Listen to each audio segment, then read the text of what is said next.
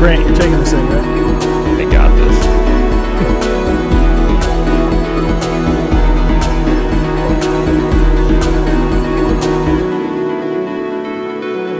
Welcome back to another episode of the Cantina Chronicles.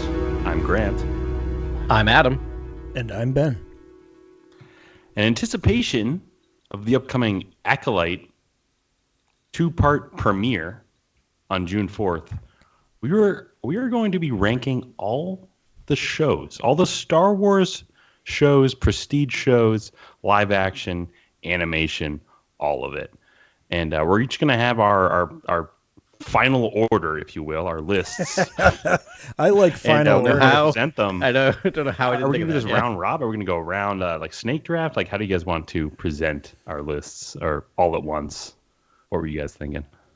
I was just thinking we each take a turn going 1 through 8. I don't know how else to do it. I mean, I guess we could go round robin 8, 7, 6, 5, 4, but I don't know. I feel like, what do you think, Adam? You know how to gamify stuff. Yeah, it's a good question. I was trying to think about this as well. So it might just be easiest to kind of just. Maybe we just each go do our 8, talk a bit about, and then we can kind of like discuss why we had what we did, where we did. Right. It's not a competition. The information will shake out. It doesn't matter if like the end of it. Like we should just go Grant, Adam, Ben, and I'll just then it'll be fine.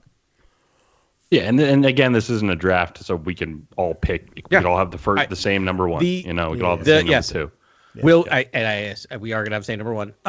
And just prediction right now, but it'll be fun to look at similarities and differences. You'd think with the diversity on this panel, whatever number 1 is, I'll still love you. Just know that. Well, I will also talk about why my number 1 changed because of the way we're doing this. So I have a little bit of like asterisks around some of my ones because you know me, I can't take a simple, easy direction without trying to break it apart and completely mess with it. So we'll get there. I'm so excited for this, guys. Do you guys want to roll a chance cube or something? Oh man, I always love to roll a chance. Yeah, cube. always. That's the answer is always yes. Chance cube real quick. Yeah.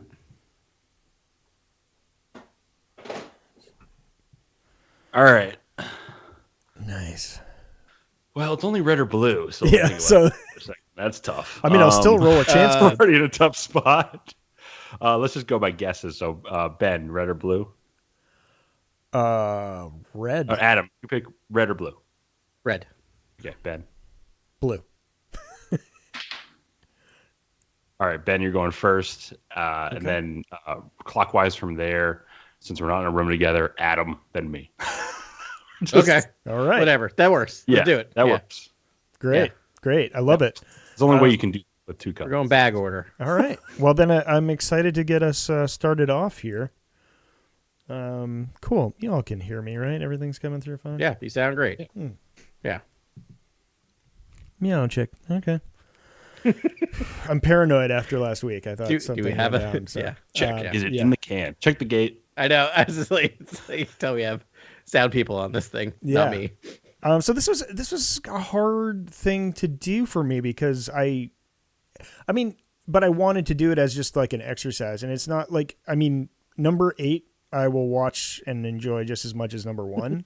So it's it's sort of like my rankings are always like if I had to watch a Star Wars and I could only pick one thing and I'm on a deserted island or something, this is the order that would be like the desire to watch it today. I don't know if that's helpful to anyone, but I'm hoping like, people will hear this and be like, oh, I like this thing at 7. So maybe something around there might be, if I like that, maybe I'd really like this thing you have ranked at 1 or, I think 1 we probably all have. I just rewatched it. It's Andor, and it was. I just love Andor so much. I can't get enough of it. I think it's just the writing so amazing, and it's just like the music's beautiful. It's just like this really. It's a outlier for Star Wars, but it's just the greatest show. Is that what you all had as well? Yes. Never heard of it. No, yeah. Yes, that is what I have. Since we are ranking currently all the shows, or each show in total, that is my number 1. I did have a separate number 1 when I had things broken out by seasons, but we can talk a bit about that. later. But yeah, totally number one. It's just like it's as much as like sometimes I don't want to admit it's number one because it's so far just from because, George's like central idea. Yeah, it is an outlier in a lot of ways. Yeah, but it's just but it also shows that you can still do Star Wars. You can still be a Star Wars and be something different, right? And that's what I appreciate. So still a Star Wars, very it's much. Still so. very much a Star Wars. So good. Yeah. Yeah, you're still getting all the essential Star Wars beats, except it's just a completely new flavor, and it just feels like, oh, anything is possible in the galaxy far, far away. Tony Gilroy can come in and write this espionage, thriller of, one of the first rebels on the run. It's so cool. Like, it's such a great show. All right, I have a new way to do this. All right. So the way I've seen this done in other podcasts since we're doing this live on air, is that we kind of go. So we each did number one. Ben, you'll do your number two. We'll go. Once we've all mentioned the same show, that's when we can discuss the show. Okay. And I will keep track. Does that make sense? All right. So and I'll be the one that's saying stop. Let's talk about it. Right. So since we just did it, because I think that worked well with like we all did Andor 1. We talked about it. We hit about it because then when we get to the next one, we can talk about it and also talk about why we had it where we had it. Okay. Does that make sense? Yeah. So look at this structure. Cool. Just building the plane while it's flying. I love this. Yep. So Ben, what do you got for your? Yeah, we're doing our Andor talk right now, right? Because it's also exactly. So let's talk Andor. So it's like let's just get it all out there. It's just the writing is next level.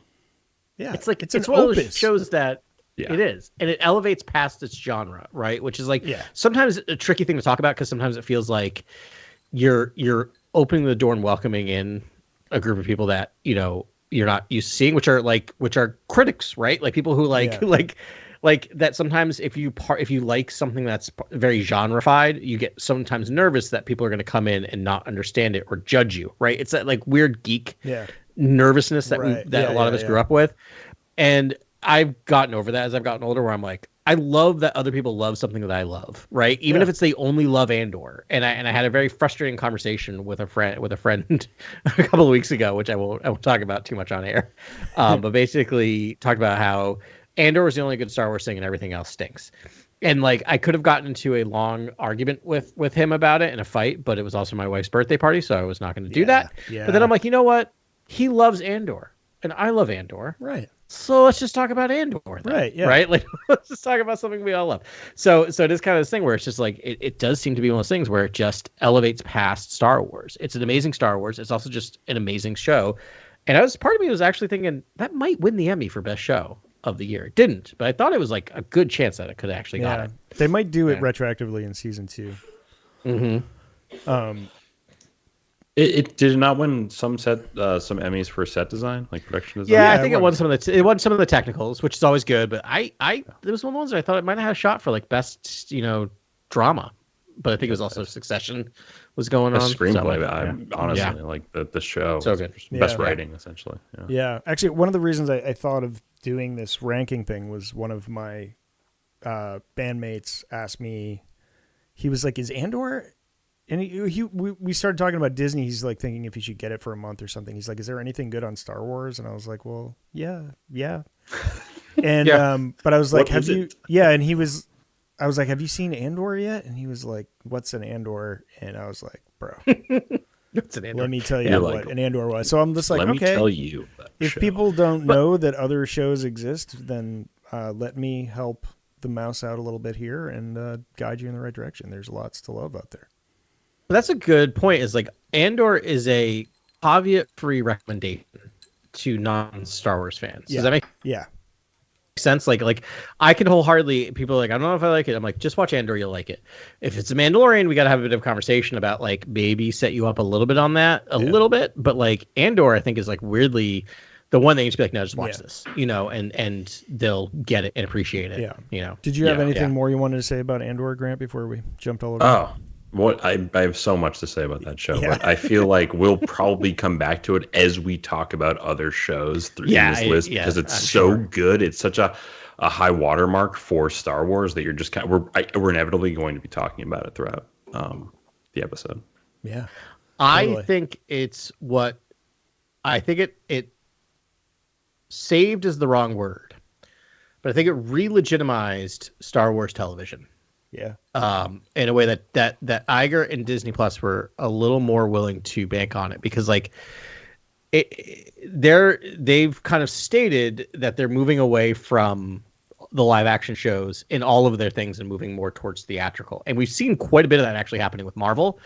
And I've been waiting for that other foot to drop with Star Wars, and it doesn't seem to have happened. And I think part of that is Andor, is that they had a critical hit on their hands that they had not seen anywhere else, right? And so I think that we're very lucky, because I think that show is paving the way for Ahsoka season 1 and 2, Acolyte, Skeleton Crew, Mando stuff, right? Like I think it's allowing Star Wars to play in a lot of different areas that it wasn't before. So yeah, they're just making good content, man. And I guess I can dovetail that into my number 2 choice, which is The Mandalorian.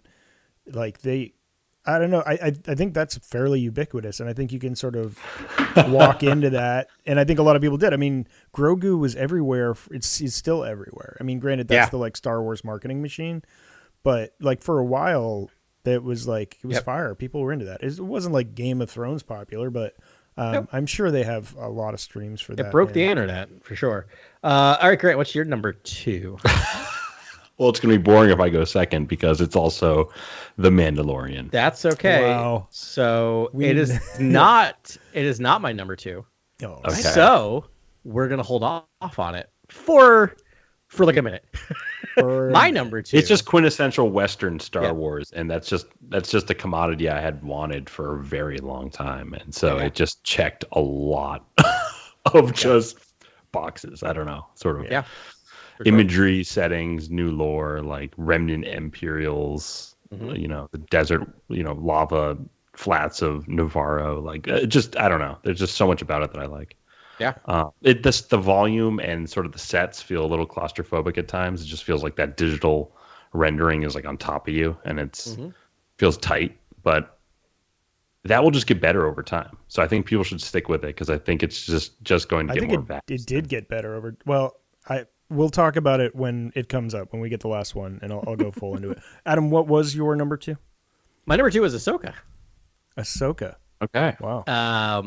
Yes, I went from, and I'll just say a sentence, then we'll move on to number 3. I went from maybe the best Star Wars to the most Star Wars. Like Ahsoka in my book is the most Star Wars that's ever Star Wars. But we'll talk more about that in a moment. All right, okay, Ben, we're what's your number some 3? Variants here. I hope you're keeping score. Obi-Wan is my number 3. That's fun. I am. Okay. All right. Wow. I love this. All right. We'll get there. Maybe number 3 maybe soon. Maybe not. Ahsoka. I think it's time for Ahsoka, because 3 is Ahsoka for me. So if you want to get into all right, we're not. It's truly special. It's we're the not Force there yet. We got it. We It's can't. essentially like let's do the Force, and let's bring back a legendary character to do this with, as well as other incredible iconic characters from animation that you never thought you'd see in live action. But then when you see them, you're like, this is the new sort of like connective synergy I want to see in live action sort of shows, and what they can be with the animation, the extended lore, and the comics. Like if you bring in Sana Staros or Dr. Aphra into the live action prestige, series verse, like so many people are flock to Star Wars. I promise you. There are so many characters even from the comics that I think could just spill over into these shows, and I don't know. Which you don't need any backstory. You just throw them in there. They're I mean, Sana Staros and they're just and great Dr. Aphra are like they're great characters, easily understood with a quick intro and whatever. Like again, I keep telling my wife, I'm like, your favorite Star Wars character, you haven't even met your favorite Star Wars character yet. So I keep saying to her about Dr. Aphra, where I'm like, you haven't even met your favorite character yet. I feel like the ultimate Solo too is like Han Solo, Sana Staros, Lando, Jabba. You know what I mean? Like I don't know. To me, it's like that's the movie. Yeah, it's I don't know. All right, but we will do more Ahsoka talk at some point in the near future. But anyways, Balin's skull, interesting. Just elevates Ahsoka. Like a Balin's skull, Shin Hati, Sabine is awesome in the show. I love her blocking. I feel like he's trying to talk you into armor at times. Where I'm just like, do you ever see Mandalorians move like Sabine? Like I think she's just a cooler sort of like she's like out of the Matrix sort of Mandalorian. I love it. All right, okay. We gotta hold it. Yeah. We gotta hold it. All right. My third is, and now we can finally talk about it in more detail. My third is Mandalorian. So now we talk about we're not Very far high on off, the right? list. So we had high on the That's list. odd. Two, it's the second position for both of me, third for me. So it's top tier of those. I will say very quickly, because I haven't had a lot to say about Mando, is the reason it's number 3 for me is because originally when I was doing this list, Ben texted out this idea for this, and I misread the intro, which is like all the seasons. So I'm like, so I'm gonna break them apart by seasons. Wow. Got it. So like I literally broke everything up by seasons. Mando season 1 was my number 1, above even Andor. Mando season 1 because of what it did. Mando season 2 is right around the 3rd spot, and then Mando season 3 was towards the bottom. So law averages kind of brought it to down 3. to Okay, 3. that's very scientific of you. Yeah, it's kind of where I like in my head. I didn't actually average it up, but I'm like, that's where it feels like. It feels like it's below Ahsoka. It's kind of tied there, almost like they're both tied for 2. But like I agree. Like Mandalorian season 1's a revelation. Like I still remember sitting around your table at the old house, like the first place we started doing the podcast, talking about what Mando might be. And I don't think my brain was still able to actually connect the level that they were going to able to do that show at. Does that make sense? Like I kept going, well, it'll be a TV show and it'll look okay. I thought it was going to be so so whatever, much worse. but I like, thought it was going to look like, I don't know. So yeah, same. We can talk about Agents of S.H.I.E.L.D. Right? That was our comparison point. I was like, yeah. I hope it doesn't look like this. That's exactly right. It's just like the fakest looking backgrounds and just like bad costumes, flat lighting. And, I don't know my why memory I thought it would be that, but yeah, I know, same. And I remember like literally waking up because that was a Disney Plus premiere. Like the day Disney Plus launched, the Mando launched with it. And so I remember you could download the app the night before, but couldn't quite start it. So I downloaded the app that night. I was flying out to somewhere for a conference because it was the middle of November. I got up as I was like waiting for the Uber to pick me up at like the butt crack of dawn. I was downloading this thing onto my iPad. Had to go through security, do all the stuff, get on the plane and start this thing. And I was just like literally crying by the end of it in the middle of the plane. And I think I watched that thing 5 times in a row on the plane. Like I just watched it over and over and over and over again. Like could not believe what I was getting like from a Star Wars show. So yeah, great first episode too. And then it continues, and then season 3 happens, which is fine. Season 3 It was Yeah, very what you gritty at the expected. start. He was like collecting bounties and fighting in cantinas and playing. And I was like, Bisecting awesome. people with If a he brawls door. and just collects bounties for the next 20 episodes. Yeah, I'm in. I could be fine with that. Yeah, Disney doesn't know how to slow play anything, like except for Andor. They Kathleen, Kennedy just let him ride. Yeah, man. I mean, we didn't expect Favreau to just like reinvent filmmaking while he was doing that show. Like the volume was a significant step forward in doing these shows. And I don't know if they're touching it up over time, because I'm convinced they're touching up like the movies every once in a while and just like re-releasing them on Disney Plus. And it's just like you get the version, like the most updated version there. That's what my like birds aren't real sort of conspiracy theory is. I think McClunky is a major, evidence of McClunky, that. Right. Yeah. So that and but I think they're doing it to Mando too, because I didn't notice the volume at all on my season. Like I watched all 3 seasons in a row, but seasons 1 and 2, I like in my memory it's like a very close room, but when you watch it, you're just like, dude, you're following the action. It's just like background stuff. Like it. I didn't feel it at all. It just like everything felt pretty good. I agree. To me, the volume feels like a magic trick, which means like, magic is happening when you watch a magic trick. And so your brain is trying to figure out how the magic thing worked. And that's why you're falling out of it. So the volume is like, I'm like, I know they use the volume here. I think this crate's real. Yeah. And then this crate behind it's fake. Right. But you can't tell it. But you're trying to figure it out. You It's like probably Rise of can figure it out. Skywalker. I just don't think you trust the soft focus backgrounds of the show. You're like, oh, if it's soft, it's probably just a digital element. Yeah. Yes. But that's the point, is like you're trying to figure it out. Similar to like Rise of Skywalker, not to bring a whole other thing, but like every time, like this is the first time I watched that movie, probably because I had been sleep deprived, where every time Leia was on screen, I wasn't trying to figure out where they took this from outtakes of episode 7. Because not that it's bad, but more of because like that's how they did it, and it's hard to I separate think out the fact Leia that Carrie went Fisher to talk passed to away. Maz in like an early cut of The Force Awakens because she totally. lands on the planet, and I was like, oh, of course. She just goes and talks to Maz real quick, and she has Luke's lightsaber, and there's more exposition on Luke's lightsaber. Instead, they were just like, let's just keep Luke's lightsaber this complete mystery, and then which is a very lost approach. I know. I a little bit, as little a bit, lightsaber little bit. nerd, I kind of missed seeing Luke's constructed Return of the Jedi lightsaber. I'm like, But then if you that's his did do lightsaber that, you'd have the whole like Leia is an awesome Jedi, and she could just use that lightsaber to help win this fight. Because that's all built into the Rise of Skywalker. If you're gonna create that whole Leia arc, she is this awesome Jedi. Like, well, I like it that she made her own. She was far enough in the training that she made her own lightsaber. I think that's even like give me more lightsabers. I thought that was great that they did it. Always. I just still like wish they had written in somehow Luke's Return Leia of the Jedi busting saber. a lightsaber would have been incredible. The sequel trilogy. I'll just say that right now.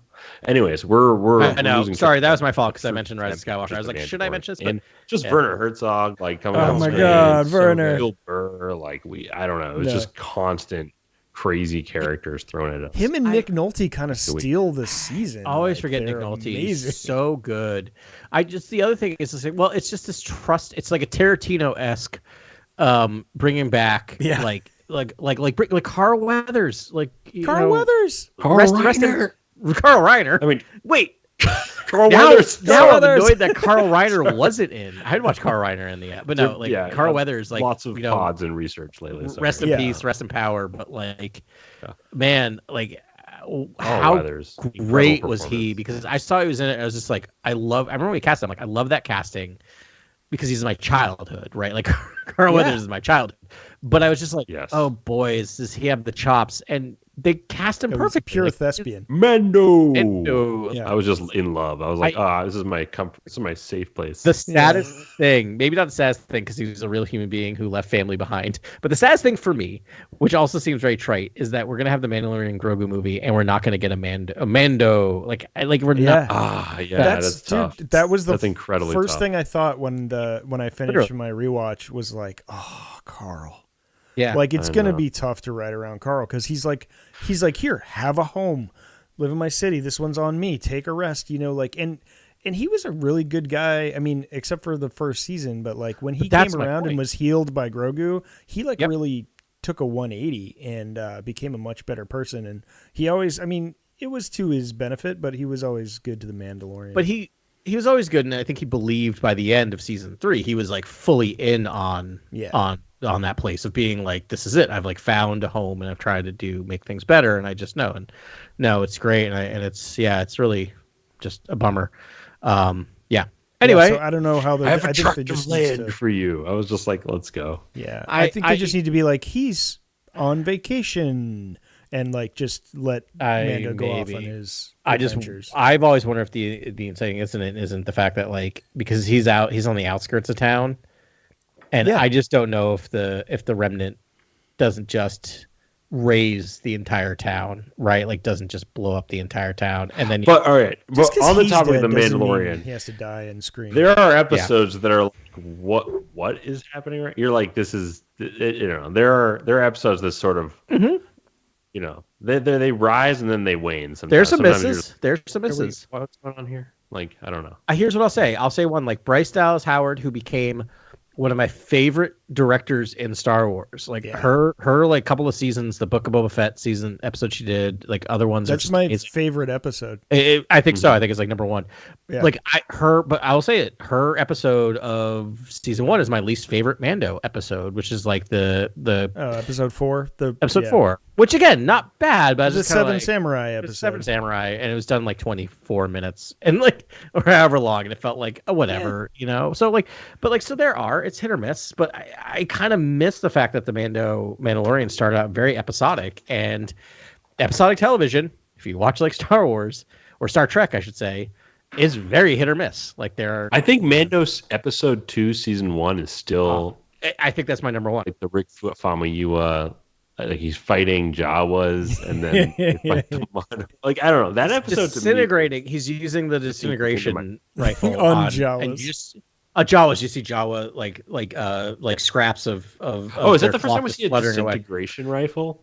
Yeah, I mean that Used, rifle in and of it- itself. I mean, Like it hits target on screen, essentially. well, I mean, I think we so, saw it first- in the cartoon in the Christmas You were like, special. this is what it does to True. a target. Jawas. the faithful Wookiee. Wow.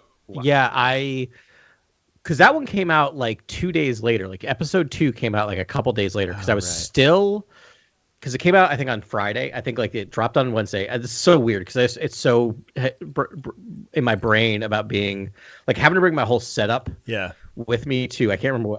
Couldn't tell you what state I was in. I think it was So like I remember having to Sacramento. like bring. It might have San Francisco. It would have been Sacramento, but it might have been because I was at All right, I was at anyways, a conference. we- It might have been we- San Francisco. Anyway, that is digress. irrelevant. But I remember that second episode came out a couple days later and watching it like on my hotel bed on my iPad and just being like, they stuck the landing. Yeah. Like they absolutely stuck the landing. Like I just was like, I was warning what the second season episode is going to be. I'm like, it's even better. He's the egg. The whole thing about being obsessed about finding an egg. That episode Yeah. to me with the egg at the end was just gross, and I was like, "This is awesome."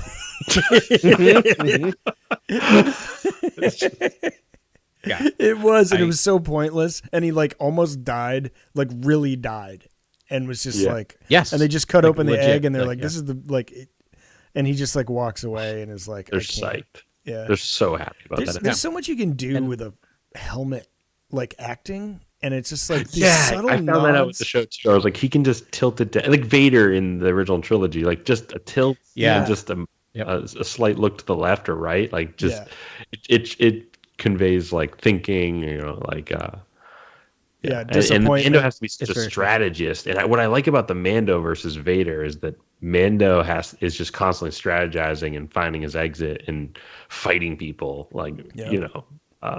mano a mano, or just fighting people, like straight up with his fists, Yes. all his And- gadgets. and- It's like, and him thinking with the helmet, like the way it moves around and conveys like him sort of gaming out the room and who's around him is just some of the coolest Yeah. stuff I've ever seen. And I mean, dude, some of the It most is- iconic lines I think in Star Wars. I mean, this is Mm-hmm. the way, like, gives me Right. feels that no other like Star Wars like quote does. Like, And like Nick Nolte is Kuiil, like right away. Yeah. Like just thrown at you right away. Oh, this is like an iconic character. Like this is great. yeah, This is maybe one of the best puppet performances since Frank Oz. And, yeah. No, Queel. Yeah, Yeah. rest in power, Queel. And they made him very John McClane like in that like he's constantly getting the blank kicked out of Yeah. him, right? Like he's not this unstoppable force, right? He like really he only has just Yeah. his He grand. only has a 6-shooter now. What's Like that? he has like His one reboot. handgun, Yeah. and like that's kind of it. All his other. He had like all the weapons in the world for a while, and he's Yep. got a jetpack he was and a he handgun. he worked for the Empire. I think he says it explicitly too, No, doesn't he? no. He's like, I earned my freedom. Like I worked for the Empire. No, I think you're I talking think it about. says something. You're thinking I about was just- Miggs Are you talking about- Mayfield? Who? No. Miggs Mayfield. Bill Burr. Oh, Miggs Mayfield. No, Kuiil. Miggs Mayfield Queel. did, too. Sorry, He was on, I thought he's you were on talking about Quill. someone, yeah. I moved us. he did. Yeah. He said he worked for 100 Yeah, he years. was, He said he was, I yeah. worked an entire one of your lifetimes for the Empire. Yeah. Yes. Which a lot of He's a Argonauts cool do, and and Filoni has put them on.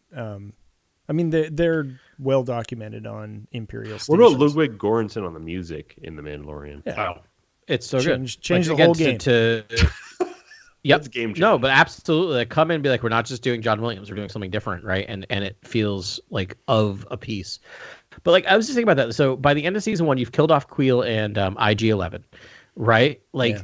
two pretty major characters that you've introduced in season 1, and they did not really bring them back. I mean, they brought IG-11 back a little bit in Yeah, it was a in poetic. season 3. It was a poetic in a very Yeah. funny way. Yeah. Not counting Um, like Act 3 sequences in Star Wars that could be argued as a montage, that Kuiil rebuilding IG-11 is the best montage in Star Wars. Yeah, Yeah. That- yeah.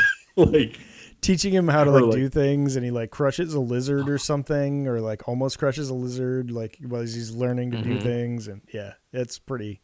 Yep. And the music's beautiful, and Oh, it's so good. And then I will say it's been a love fest. I will say my issue with season 2, which is why it drops down, is it feels a little bit of like we have 8 episodes and 5 of the 8 episodes are backdoor pilots for other TV series.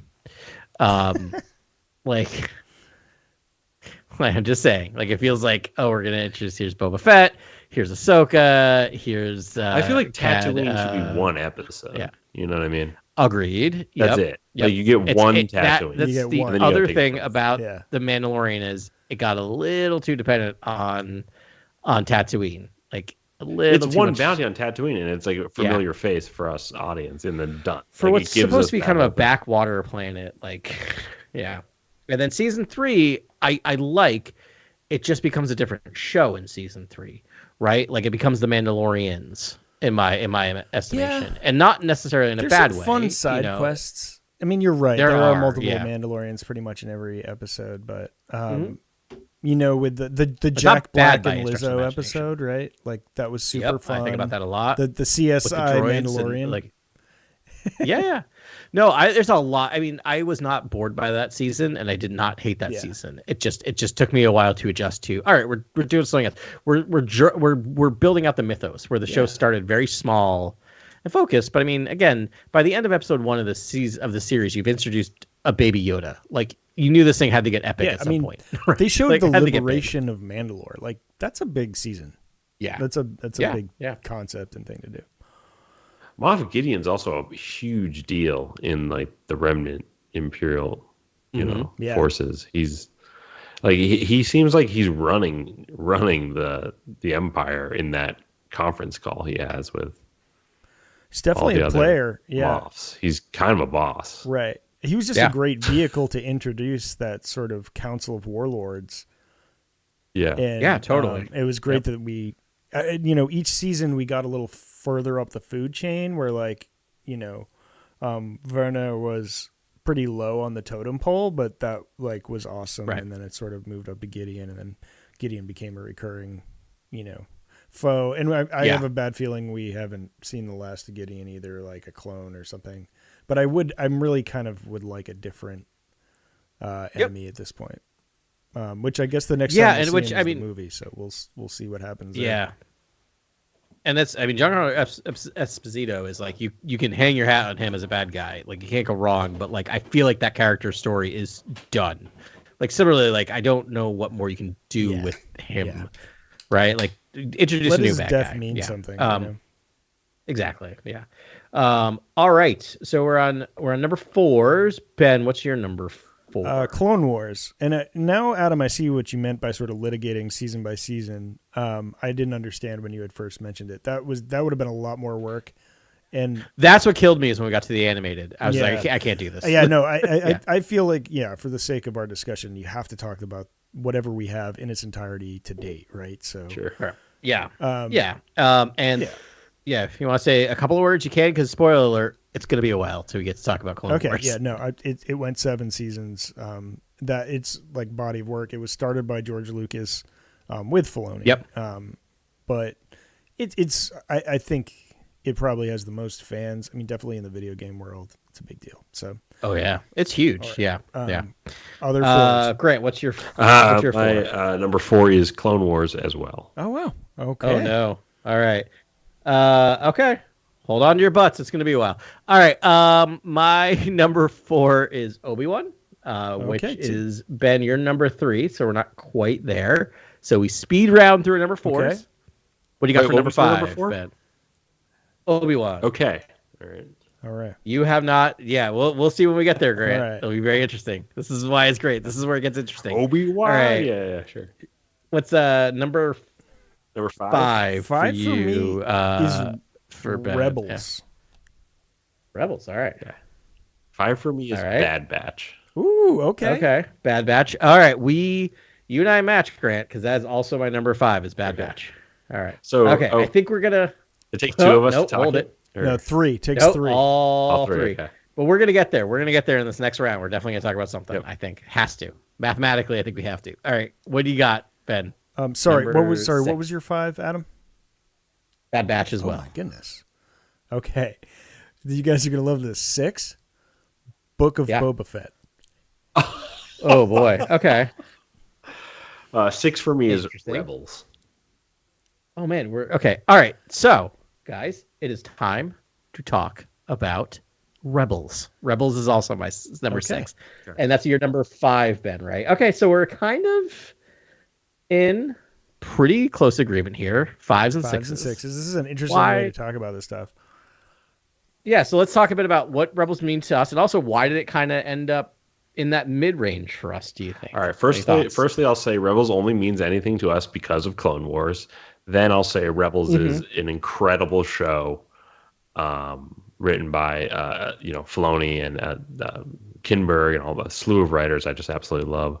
That just knock out of the park with just all these great stories, just showing the sort of like the beginning, the advent of the sort of, or I guess not the advent, but this is the early Rebel sort of like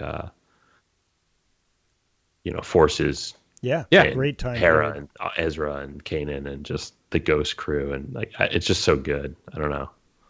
Yeah. I mean, for me, I love this show, and again, all of these things are like 1A through 1G, right? Like I love them all, but no, Rebels for me is important because yes, it was birthed because of the Clone Wars, but it was just so impressive to me that Filoni was able to make an entire ensemble of brand new characters.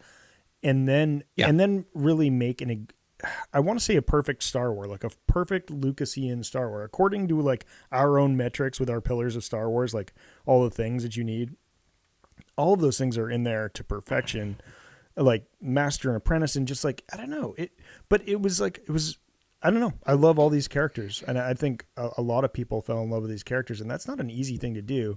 But the Ralph McQuarrie art, where they based the animation all off of McQuarrie's art, was like a choice. And I thought that was super fun. I mean, it was a really bold choice to do that. It's like a little different looking show, but like trying to be true to like the real roots of Star Wars. And yeah, man, I don't know. I just adore all these characters. And with the rewatch, it's 4 seasons. It's a very tight watch. And I mean, by the end, you're crying, and like it goes wild places, and it's great, man. It's a great Star Wars. Yeah, it's so good. I Rebels came out in kind of a dark patch for my Star Wars fandom or viewership. I was trying to think, like, place it. I know exactly when I clued into Rebels, but I don't remember what was going on, other than I think finishing up my dissertation, just not in a good place job wise. I was just kind of stressed. I was excited about like Force Awakens coming out and stuff like that, but like I just had checked out of, and we'll talk about this when we get to Clone Wars. I had already checked out of Clone Wars. I'd kind of like jumped out around season 3 or 4 of the Clone Wars, to be completely honest. Like I was just like not following week to week. The other stuff came up. I was just kind of like I was like just doing my rereads of Star Wars. So anyway, I just kind of checked out, and I knew Rebels happened, but I'm like, it's a kid's show, like little kid show, not for me, right? Just don't need to do it. Was not a completist at the moment. I was at Disney World of all places, and there was in MGM Studios or Hollywood Studios, there's like a launch bay area that has Star Wars stuff. So I went in there because still a Star Wars fan, and they had a giant mock-up, and I think this is like between season 2 and 3 of Rebels, and they just had like giant like mock-ups of all the artwork and stuff. And I walked by, and I was just like, what is this? I was just like my nephew. I was just looking at this, and I'm like, maybe I should check this out. Like maybe I actually owe this something. And so based on the art, went home, and like the art was amazing, and I thought like this looks interesting, and like recognizing the McQuarrie drawings and putting in live action, like all that stuff, and they had shown some clips from it, and I'm like, all right, let me check it out. And I remember like kind of arms crossed, got home, watched the first episode of the first season, and just being like, at the end of the day, I'm like, that's a Star Wars. Like the first episode, like just such a wonderful job of figuring out like all of those things that we talk about, all of the pillars of Star Wars are hit on that, the found family aspect, like the building of it. And then literally I watched the first 2 seasons in, I think 24 hours. And like by the end of the second season, you get to the Ahsoka Vader duel. Which is one of the best moments in all of Star Wars. And I will always argue that all of Star Wars, that scene is one of the best moments in all of Star Wars live action. Obi-Wan, where you have a similar moment, but Yeah, this I mean, one they feels took like it the from- first from time that. you're actually seeing someone chop like a slice Yeah. of Vader's helmet off and Yeah. unveil and Anakin in whatever state recognizing he's in. that's At Anakin. this And, point. yeah, it's so And it's the so Macquarie helmet, like you yeah. guys have been saying. It's Yeah. like Vader is truly Yep. intimidating in the Yes. show. He looks terrifying. And then, so I got caught up and then waiting for season 3. And then the problem I found when you binge a show and get caught up is that I've always found that once you get caught up and you're watching it week to week, my enjoyment drops off because it's different types of how I was intaking it. Right. And so I was like, it wasn't as good. And then before Ahsoka came out, we were doing this. I think I watched all 4 seasons and it goes down so fast and so easy that I'm like, boy, is that just a tight 4-season story it really arc is. of just like it's so well written. There's no fat on that. I thought there was so much fat where I was just like, I was thinking about like how I might be like, oh, watch these episodes to Carly, and I'm like, no, I can't do it. Like maybe there's like one episode a season I'd cut out, but everything is moving the plot forward in those seasons. Like it's right. wild. The episode you'd think was the fat, which was like the Chopper focused episode where he wants a new leg and he gets abandoned. By accident, gets left behind. That like out of that, they find their new rebel base, and it was and a bunch of other things happened that changed massive parts in the plot in that episode. That's my one caveat that maybe I should say for later, but like I really need to see the whole picture before I can really appreciate it fully. So like Ahsoka is an unfinished product. That's fair. It is. Granted, So is Andor technically is too, but it's like it doesn't matter if season 2 is the worst thing I've ever seen. I'll always have season 1. We also know where Andor leads to. So as much as unfinished, we do know what the third act of Andor is, which is right. The third Rogue act One. is Rogue One, right? We're going to see the second act in season 2, right? So I'm guessing Ahsoka could go it's way going off the to be rails. amazing. I'm feeling I'm bullish on season 2 of Andor. I am too. The other thing I'll say about Rebels is I think Rebels is the key to the Mandoverse in terms of just like we talk about Favreau, and Favreau does a good job of translating this to live action. But boy, is the Mandoverse just Filoni's pet. Like, do you know what I mean? And it just and you watch that and watching Ahsoka, which we'll talk about soonish. We have to because we're almost there. Is like. That just feels like it's just like as much as like it's not season 5 of Rebels, it's season 5 of Rebels. Yeah. Like it just is. But we'll talk about it. I think Rebels is the key. Incredible, like you guys said, with the art style and the plotting and just all that they get up to with Ahsoka, and the Obi-Wan Maul episode is, I don't know, it's just operating on. My god, that episode it's so good. That little fight is awesome. He copies the Qui-Gon move. Yeah, and tries he changes his stance. He starts as in like Obi-Wan's classic stance, and then moves to Qui-Gon's stance. Yeah. Oh my god, that alone. Ben's at home just. Oh my gosh, that's like the scene in Logan where they take the cross and they turn it into an X. Like that's how I feel like when he changes stances. I'm like, oh, it's on, and then just like ends him in one move, totally dispassionately. Like, he, Filoni gets why everyone loves old Ben, the hermit. No, it's so true, and I mean, I forgot the end of the story too. Is that then it made me go back and finish Clone Wars and thoroughly appreciate Clone Wars. Right? See, I'll only argue that Clone Wars is higher on my list, higher than Rebels at least, because to me it's like the text. It's almost like George Lucas, director's cut Star Wars, like nonstop into your veins. Like it is just, and it's just like always a different planet, and it's just always a new environment, and you're always learning new bits of lore, just for sheer lore too. Like if you watch the Clone Wars, you're going to learn about all of the planets and the existing relationships before they're all then manipulated and commented on as time goes on. In the galaxy, and so you get a good basis for the galaxy with the Clone Wars. And I also argue that it's a great text for creatives in the Star Wars playing field. It's like it's all the text. I have a controversial statement, but I will save it. I'm sure Clone Wars is coming up. All right, so have we all said our 6 now? Anything more anyone wants to say about Rebels? Rebels is. No, I think I'm good. It's amazing. It's again, we're talking about these lists are just like it's number 6 on it's mine, just- but boy, yeah. would I happily go and sit and watch Rebels. No, right now. exactly. I don't You even know, like like listing things really. I don't believe in that whole idea to list your Yeah. favorite things, list what's better. Yeah. They're all great. It's just that I think the Acolyte. It's like what you're feeling at the Throw moment. together a list of sort of all the shows and what we've thought of them thus far. So. It's a Yeah. statement of preference, which is a statement of personal taste, which everyone has their own personal taste. Exactly. That should Sure. be Yep. honored. We're not trying to yuck anyone's Yeah, yums. yeah. We're just talking about what Speaking we're of personal feeling. taste, what's your number 7? Yeah, there you go. What's real low? It's gotta be. Ahsoka. All right, let's Whoa. talk Ahsoka.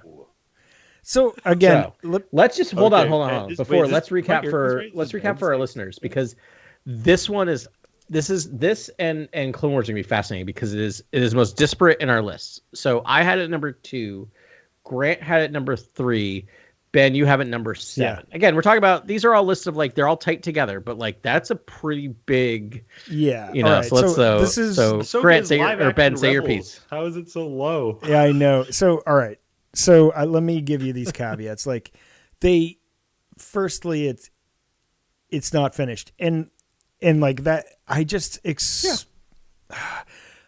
it's great. Like all the parts of it are awesome, but I don't know. It's a very unfinished product to me, and I kind of need to get the full vibe of a thing before I can really judge it. And I was so I don't know. I wanted some things answered. Like it felt like a season of Lost or something, where it just sort of Felt like, very J.J. Abrams mystery right. box. Yeah, like it asked more questions than it answered. And listen, it's a blast, and I'm sure when it's done, it's gonna be a really like I'm gonna love revisiting it over and over again. But for right now, I think it's actually kind of a slow moving show, but we don't necessarily know that yet. And then when you see sort of the next season, we'll sort of get a sense of the pace. But I think it's a little more meditative. It's like it's not Mandalorian. It's not like, all right, next episode. It's sort of like going out. So it gets a 7 because it gets an incomplete for me. Yeah. Though I I think love that's I love the ride. Yeah, there's What are you there's thinking? stuff towards the end of the show that feels very pulpy and sort of not on tone with the rest of maybe what's happening earlier in the season, which is like it really tries to set up this mysterious, mystical, tone to the piece. And then it's like a big zombie fight at the end, and then it's jumping onto a ship and using and the kind of like Sabine like unceremoniously uses her force powers. Like it's obviously a major moment in the episode, but you almost wish like there was a little bit more build up to that and it being a bigger moment, almost like a really big moment. I don't know. It felt like I gotta jump on something real quick, and it was I wanted like this has to happen, or I don't know, like or something that's like stopping a ship, or I don't know, doing something that's just like whoa, music shift, like not just it worked and they're off. It's like it's like almost like hinges on that moment or something. Well, I mean, there was the belly of the whale moment, right? That was a pretty big thing. Yep. That's probably the biggest. And there's this Force Temple battle and the first face off with Stevenson and Ahsoka, Baylan Skoll and Ahsoka. Those are probably the biggest moments, but you're right. There's like, I don't know. So I'm just trying to kind of level with you. You have it pretty low on the list, and I'm just like, there's moments that like the Night Troopers and all that stuff, like it doesn't always work for me. I don't know. I really liked the Night Trooper scene. Okay. I do like, I like the Thrawn entrance with the Night Troopers. That's a pretty iconic scene. Yep. That's a pretty great one. Yeah, I'm not saying I'm not saying it's poor like, quality at all. I love every. You part meant of the it. zombie stuff. Sorry, right? the episode zombie 5, stuff, like them chanting is incredible. It's like high art. It's just later. I think it's probably a different director. It doesn't even look like that. That scene, like the way they're portrayed later, is it's way different lighting. Yeah, it almost looks like a small little stone chamber, and I don't know, it for me, like them on that Star Destroyer that was some of the best Star Wars to ever Star Wars. yeah. Music. It's a little bit. I'd see like a lot of these things. It's sort of like in how you explain it, or if you explain it. If it's just like, yeah, they're zombies, and we're never going to talk about that again. You know what I mean by an incomplete? Like, okay, But I think it was just the glowing of like the green and like Yeah. visors. Where I was just like, are we really? I don't even need that really. It's almost scarier for like they're very lifeless almost. Yeah. There's like no energy there. It's like to me, it's like truly terrifying if they're slow just zombie. get back up. Yeah, And you're just like, whoa, and like you don't have to Yeah. explain it with like Yeah. visual cues like green magic. Yeah, it was very unclear of like when are they zombies, when are they not zombies, like what's it's yeah, I agree with all of the stuff and I don't know, like it just it felt like the most Star Wars that ever Star Wars whenever I watched It did this. feel a And that's little my convenient review to of like it the at the time. Dathomiri are here as well, and it was Yes. like, oh, these are the yeah. I was like, really, like, can't just do a new whole Right. people here. I know. I think, yeah, I'm sure there's edicts and there's just like they want to err on the side of callbacks because it's like for us, we've seen the That's actually a brilliant Dathomiri, phrase. like we've seen the Dathomiri in a million things. So it's like, okay, the Dathomiri Yeah. witches are here again. Cool. Not a million, but like 5. And, but Yeah. for most other people, it may even be the first or the second. And then, so it's cool for them that it's familiar. I mean, listen, Yeah. the Dathomiri witches are cool. No, it's They're so cool cool. AF. It's just almost like Lady Elspeth using the like sword of Mother Talzin. It just felt like, Yeah. all right, well, like we saw the whole Mother Talzin arc, we saw all the Dathomir stuff with that, and we didn't know about this sword, and we didn't know about this gate to Peridia, and all this sort of stuff that's just like dropped later, which is like you'd think Mother Talzin would have known about that in Clone Wars, or like Yeah. some of the other And some of the other maybe she things. did. And when, if we Yeah. see them on Dathomir, because we know that's where they all are now, and that it's given more exposition and we like it means something that the Dathomirian witches were there and are connected. I wish to like it, I wish then like it'll mean more to astrogation me. was like built into their culture Yeah. earlier in the things I've read Right. and watched and seen. Why You know what I not mean? It's just- like astrogation is just not there until this show, and it's like really, and then it's like, oh, okay, that's fine. Like that's cool that the witches started here, and it's like the magic started here or whatever. Why couldn't it 'Cause the just have been the statues are cult of the ancient. Central Isopter and like they just like it turns out they're master like astroticians or whatever you say, like astrologists and can do all these things because they have to find out where all the like stars are exploding in the galaxy. Like that Yeah. would be, Mm-hmm. I mean, again, no one would care about the cult of the Central Isopter except they're awesome to look at, and like Yep. their whole mode. But I don't know. That would I do wonder about the development of Lady Elspeth as a character. Like, was she Dathomiri to start? I always thought she was like a different part of a different culture somewhere else. When I first met her in The Mandalorian, Right. I didn't really take because then they do a lot of work to like mark her and make her a witch more visibly in this. and Yeah, they I don't know. wrote It's just her like- it was 3 like, okay, this episodes is in really, Tale like, for the Empire too. moving in a certain familiar Yeah, they're retconning for sure. I feel like I almost yeah, like they're- I almost wonder if we could have dealt with more unknowns. Like we don't know what's out there. Yeah. We Who- don't know who she is really. It's like she's more mysterious. I don't know. It just fell into a familiar groove, and Right.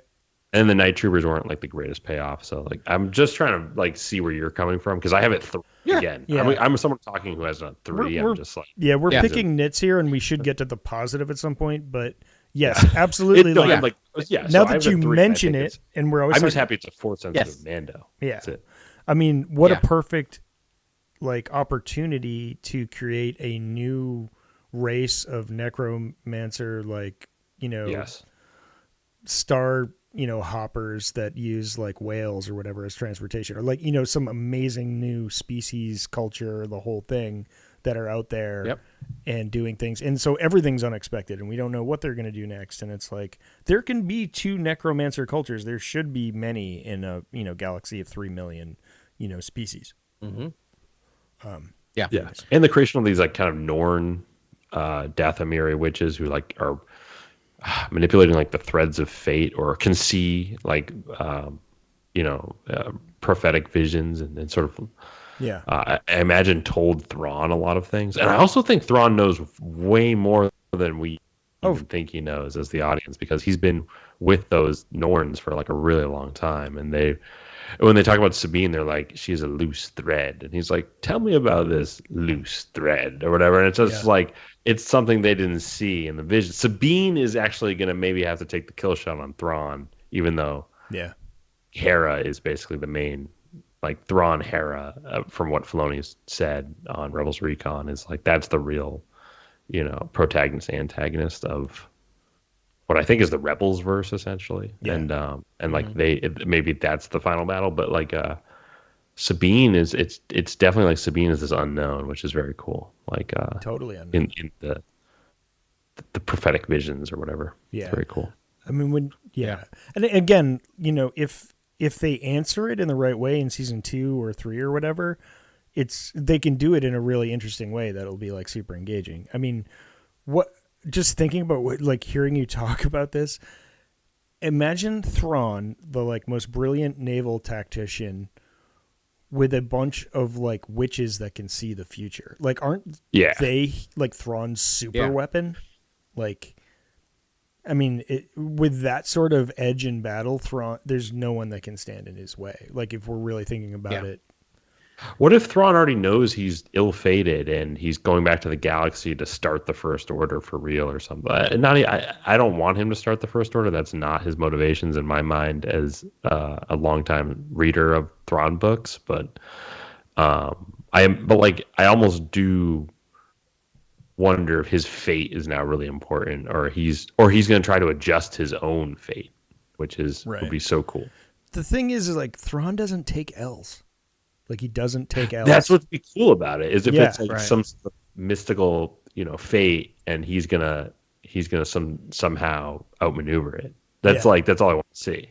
Right. That's all I want to see, really, is like Thrawn v. Thrawn almost. Yeah. Like that's almost what I want to see. Dude, that's awesome. Yeah.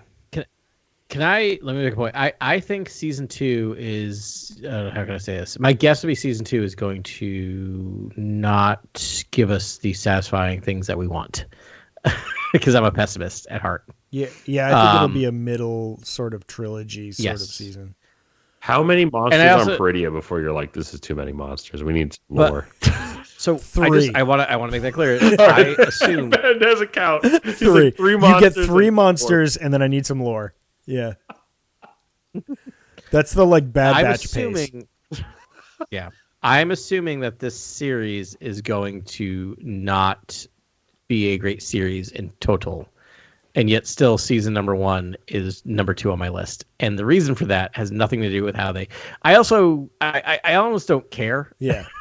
How they wrap this all up. It gave me the most master and apprentice moments I've had in a show, live action, with Jedi in forever, and just watching like Sabine and Ahsoka like on the ship like just talking to each other. Like, that's all I want, is just that. I loved the fact that he was just like, you know what? No, we're gonna slow the show down. I love that we start with her in a temple, like solving something for 10 minutes. Like, I love the pacing of the show. Can I tell you that I'm guessing that's going to come back in a big way? I'm sure it will, temple, but like angle, because like, how are they going to get back to the known galaxy? Yeah. What do they do in Rebels a bunch? They go into temples and unlock the world between worlds. Like, I guarantee you the way they get back, because Purgles only go. I guarantee it won't be satisfying. They say that. Yeah, they're 100%. That's how they're getting back. Probably, I would assume. I love the building of the bad guy grouping. I love that we have a gang of bad guys, right? Like, it's not just like one main bad. Like, just let us not forget Marok, right? Like, you just introduce a dark side lightsaber wielding ex-Inquisitorius who is just there to fight and die, right? Like, I love that. I was like, who is Marok? And I'm like, I love that, like, the internet was in love with him for how many weeks? And it's just like, doesn't matter. Yeah. Doesn't matter. He's dead. Like, I love that. I love the fact that we're like, what's his name? Marok. Marok. Yeah. Yep. He already has like his little fan contingent of cosplayers who are just totally standing in the corner. He looks sweet, and I love the fact that like it was building to Thrawn, and like I love that they took the season as slow as they did, and it was not this giant, grand, satisfying ending, right? Like it was just like, yep, like that's it. Like you met Thrawn, and Thrawn's back, and the Ezra reveal, I loved what they did with Ezra. I thought so this idea of like he's just been like on this planet for however long, like Ben, just communing with these guys. Like I just love it. Ben, dish on Ezra. What's going on? I love Ezra. I love Ahsoka Ezra so much, man. Like, I mean, I like he really made a mature turn, and he's got echoes of his master in him and everything he does, and like he really matured a lot in like the last half of the last season.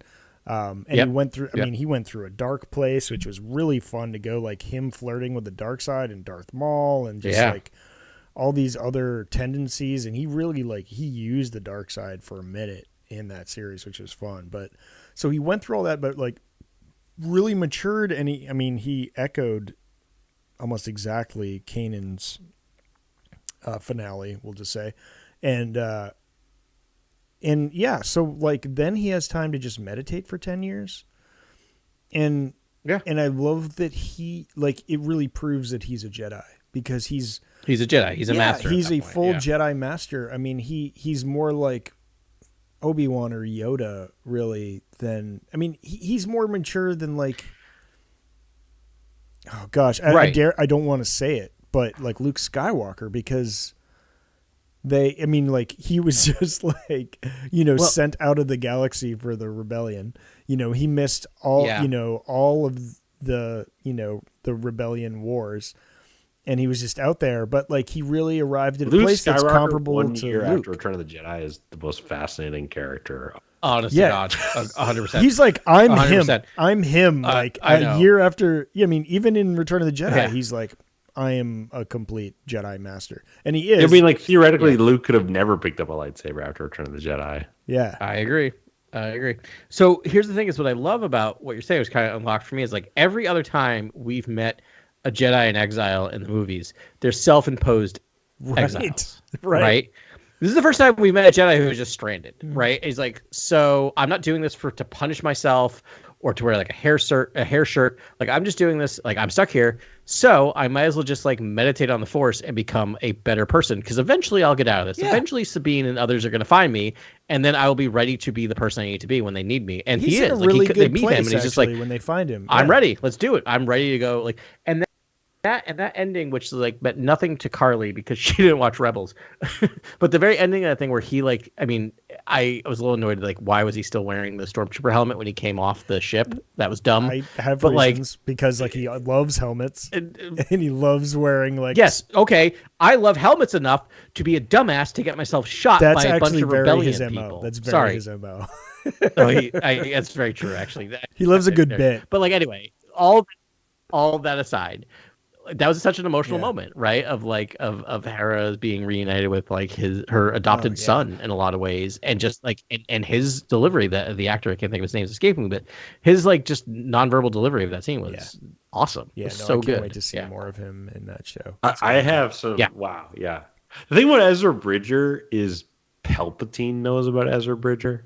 Yeah. Like he knows what's up. Interacted essentially. Yes. Palpatine said his name before. Yes. Visited him. That's true. Not in person, but was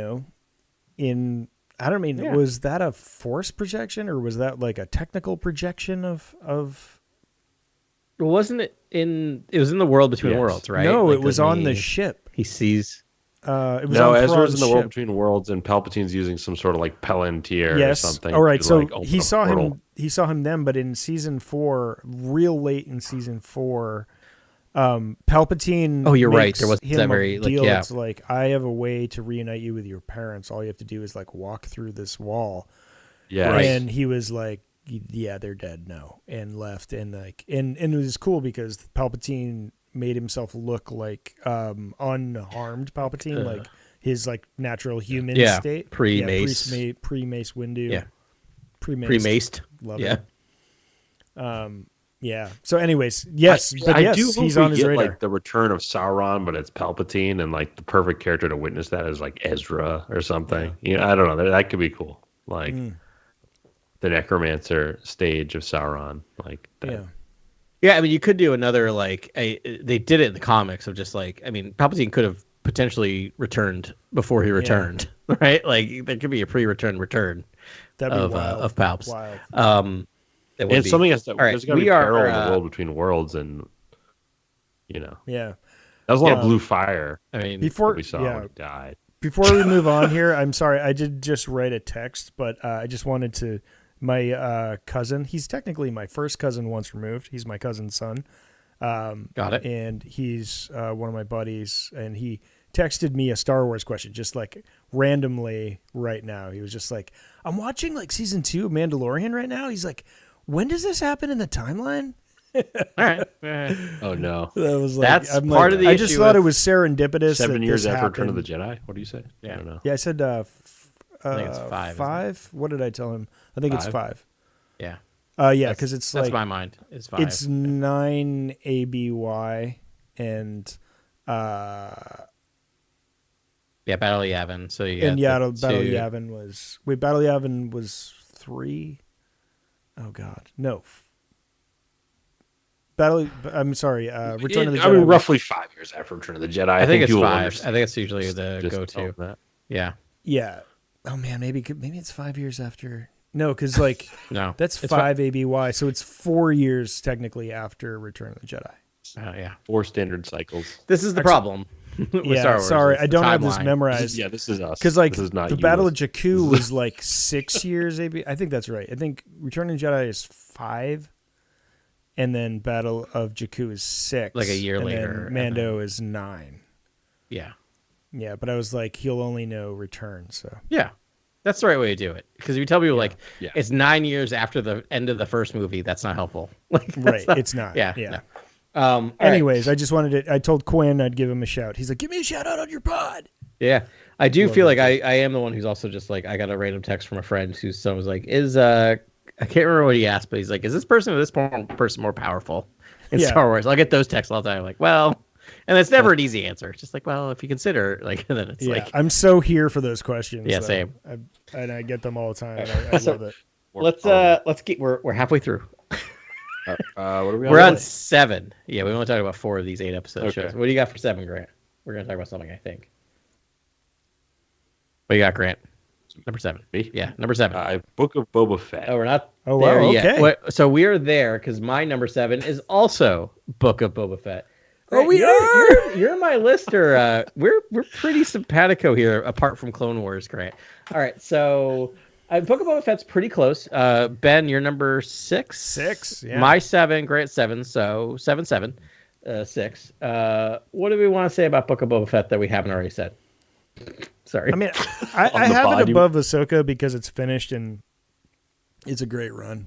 Honestly, like if you speed run and like watch the thing back to back, it does some fun stuff. It's just it's got a lot of great moments in it. I mean, it's got 2 of the best Mandalorian episodes in it. It sure does. Yep. And a lot of Luke Skywalker, and honestly, like the episodes with Boba Fett with the Tusken Raiders are really cool, and the with the train mission was really cool. Like there's a lot of really great episodes. You got Boba Fett on a Rancor.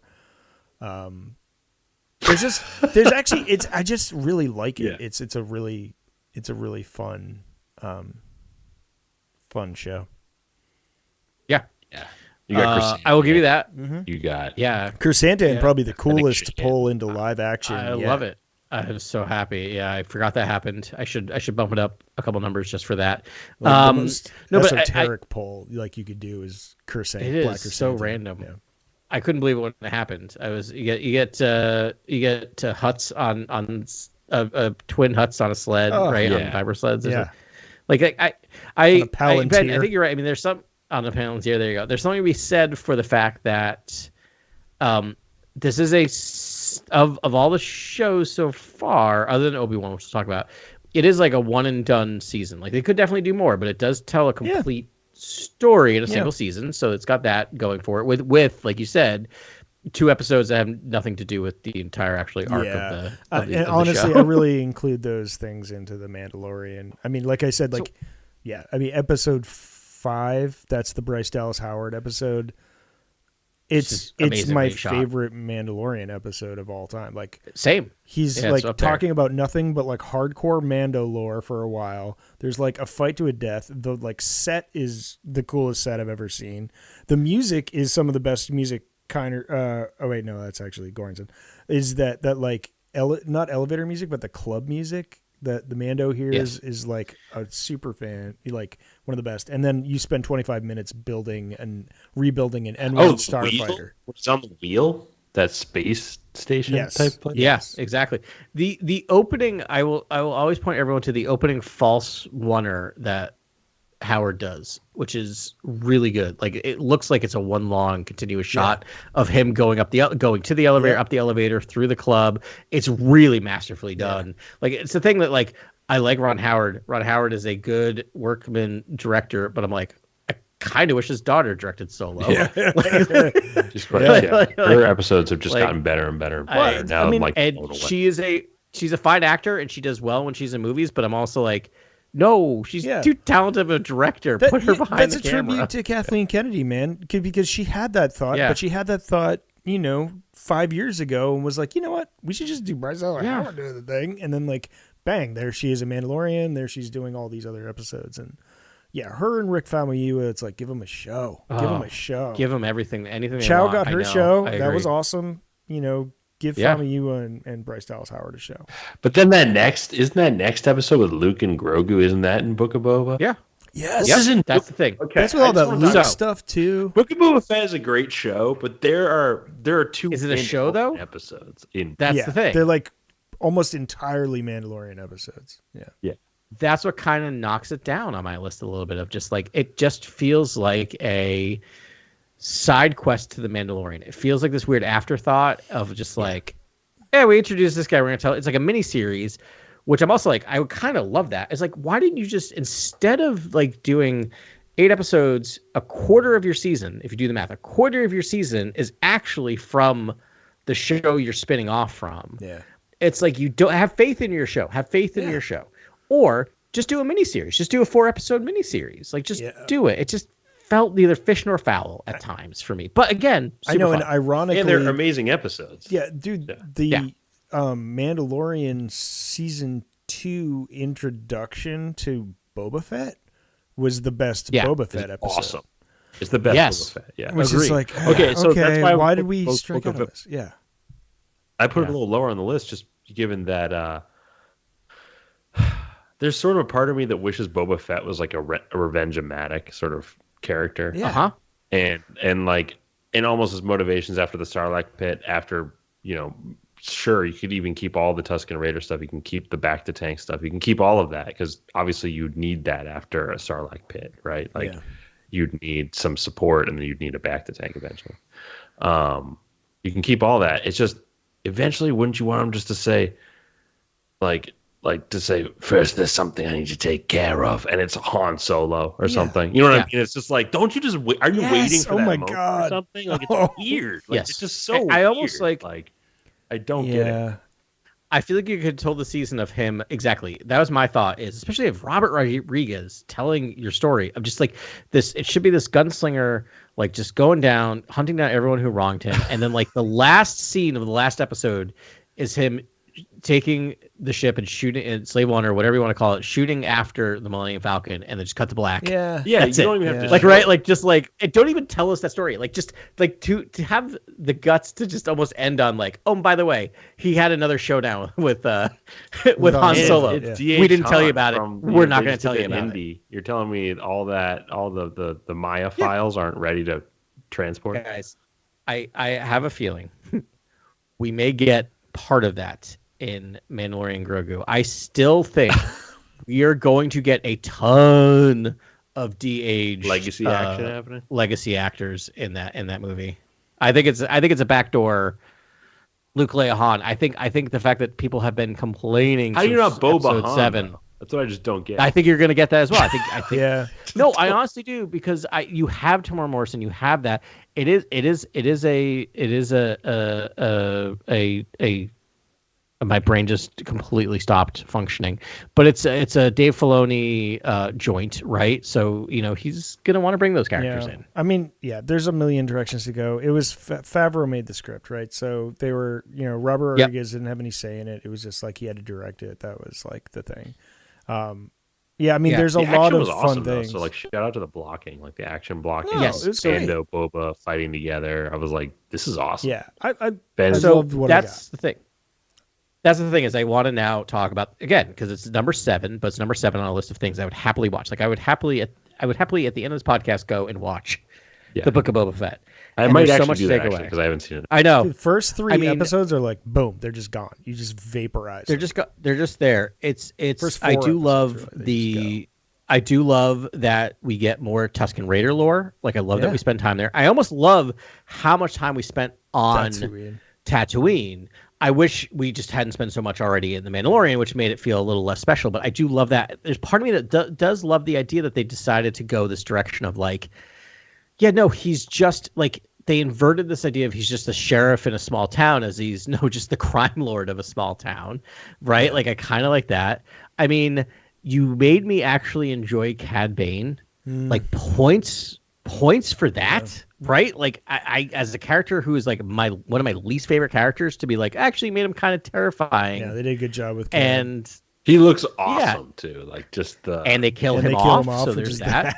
So there's got that point. Animatronics in his mouth, just so cool. It's practical at times, or most of the time. I think he's practical. Yeah, I was not folded by arms watching this when it was airing. I wasn't sitting there week to week going, "Oh, grumble, grumble, grumble." Right. But it was like there was rumors of his dad's genetic thing being used for like a different group of cloners on another planet, and he needs to fight through now Hutta and all these crime syndicates. Like that's his only motivation. It's not to redeem his life. It's just like he gets his like act back together, but gets his armor back, and then is just like, immediately catches wind of this and is like off. And he's just Boba Fett being Boba Fett. And it's like there's no like hero redemption arc. Like maybe he learned something to make some friends along the way. But it's like he's almost the ultimate character to have getting the ship, getting the fire spray, and then just head out. Flick on the hollow emitter and see like a bounty for a ton of money, and it's like someone who's already quit it. And they're like, "Whoa, Boba's back!" It's like, oh, I have to do this then, or whatever. Can you imagine like he's like that character? People be like, "Whoa, Boba's back!" Like bang, and it's like him ranking back up in the ranks of like, I don't know. The quote from Favreau was just like, hey, we want to do like a redemption arc. Like if we're going to do a show about someone, we need to do this hero story. Like it's always about the hero's journey. Hero story. And I'm like, but what if we didn't though?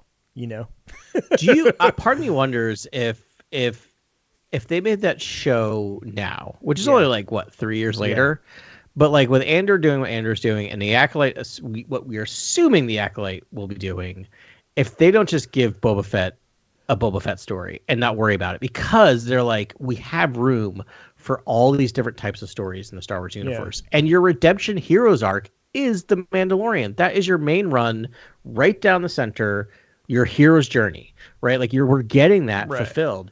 Like here's the thing about Boba Fett is I watch that show and the more I think about it, it's like Book of Boba Fett, a good Star Wars show, a bad Boba Fett story. What if that's kind of what I think about Boba that. Fett? Yes. Maybe not bad. Go maybe that's Grant. Go Grant. But what do you Season got? 2 pitch, Book of Boba Fett. It's like The Hobbit. You're getting old Boba Fett sort of writing there and back again, and it's like Boba Fett pre A New Hope, and it's like all that stuff we're talking about. I mean, and there's a lot of room for that. Like it's just like a few years or like tons. 1 year before A New Hope. Yeah, there's lots of room. No, that's so a good point. Like do right there. Oh, I see. Like I him, think that's like a good, reflecting back, and it's a flashback series. Okay. I mean, I think there's even room like now. So like, okay, Favreau essentially got him out of the Sarlacc pit and got him stable again. Yep. Like it's a small step really for Boba Fett, but he's alive. Told this beautiful story of like him coming back and having his like realization, had his like near death experience, apotheosis. Whatever. So, all right, he's had his hero Fight the story. sand beast. Right. Yep. He's had the hero story.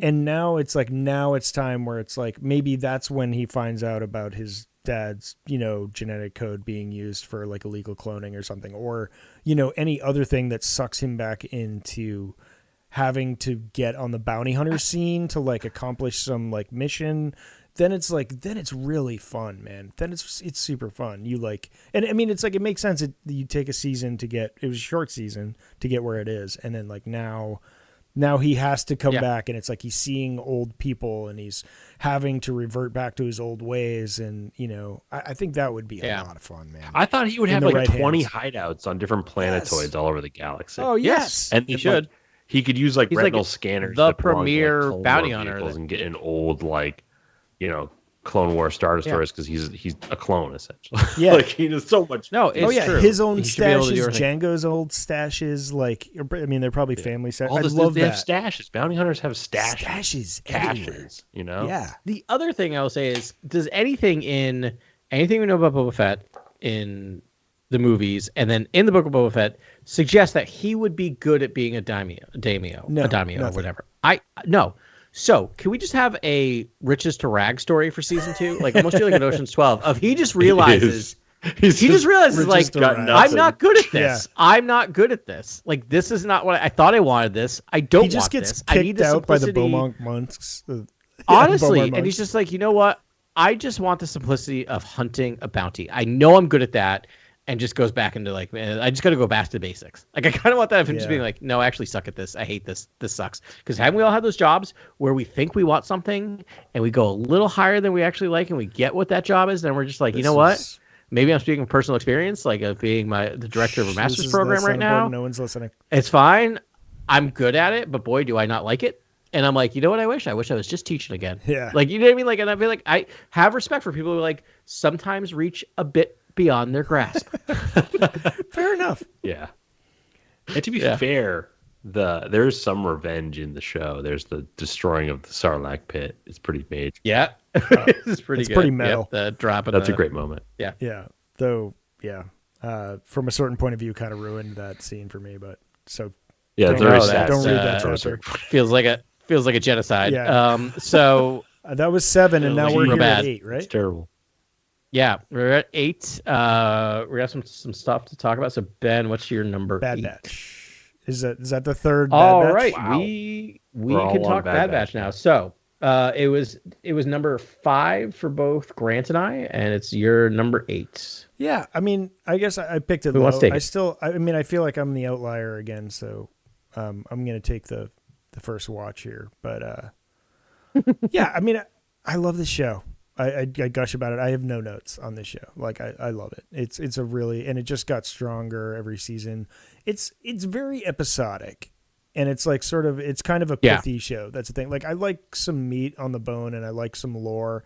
And yes, they had the big lore note of like, this is really more about the changeover from clones to stormtroopers, which is very important. But other than that, it's a very small show, and you follow these people, and the stories are amazing. The characters are amazing.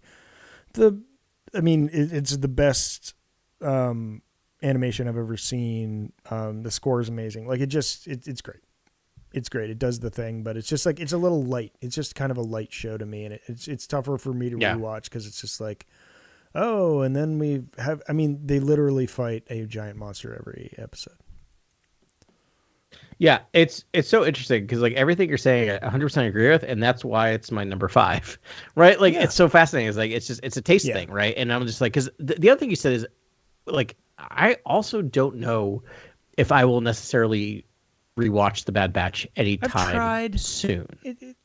And sometimes it's got its ups, and then it's some sort of, you know, I'm like, oh, I've memorized this, you know, I know what's happening. It's you know.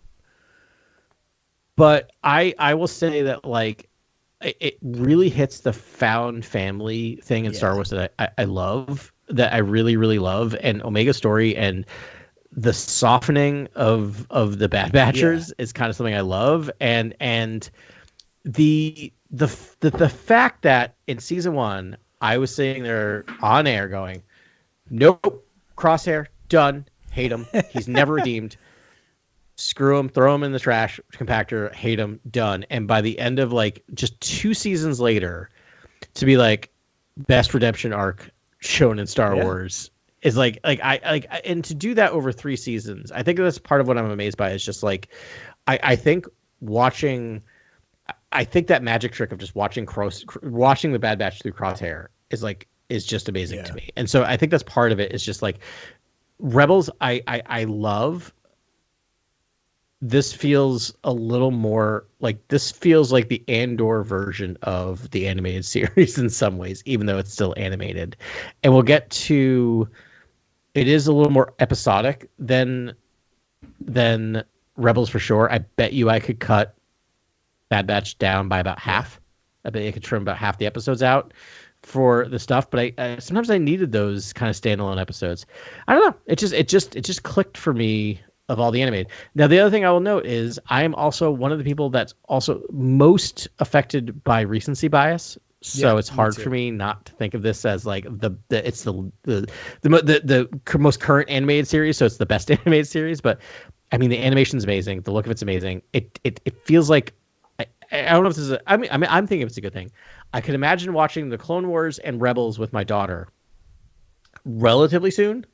I cannot imagine watching Bad Batch with her until she's like 12. Least, It feels the most adult in some ways. Strong premieres in a good way, and strong finales in Bad Batch, I've noticed. It also has some of the best single episodes of animation on all the three major shows. Because I guess 4 Resistance, right? But the scene with the crosshair on that Arctic world and that old clone who are just mistreated and treated as expendable. I was just like, this is one of the best, like this is the darkest, one of the best, most poetic episodes of like Star Wars animation I've ever seen. The first episode of the first season, the Kanan Deep of Lava stuff, was like the best Clone Wars I've ever seen. Like and Rebel, it's just Order essentially 66. it's Rebels. It's just the good stuff. And then it's sort of, it feels like a Jedi episode for the first like 10 minutes, and then it's like, oh, it's all about the Bad Batch. Love that episode. I do think it's a little overloaded with like creature features and the tightening of the relationships of the Bad Batch, and sort of just a lot of that a lot of the time.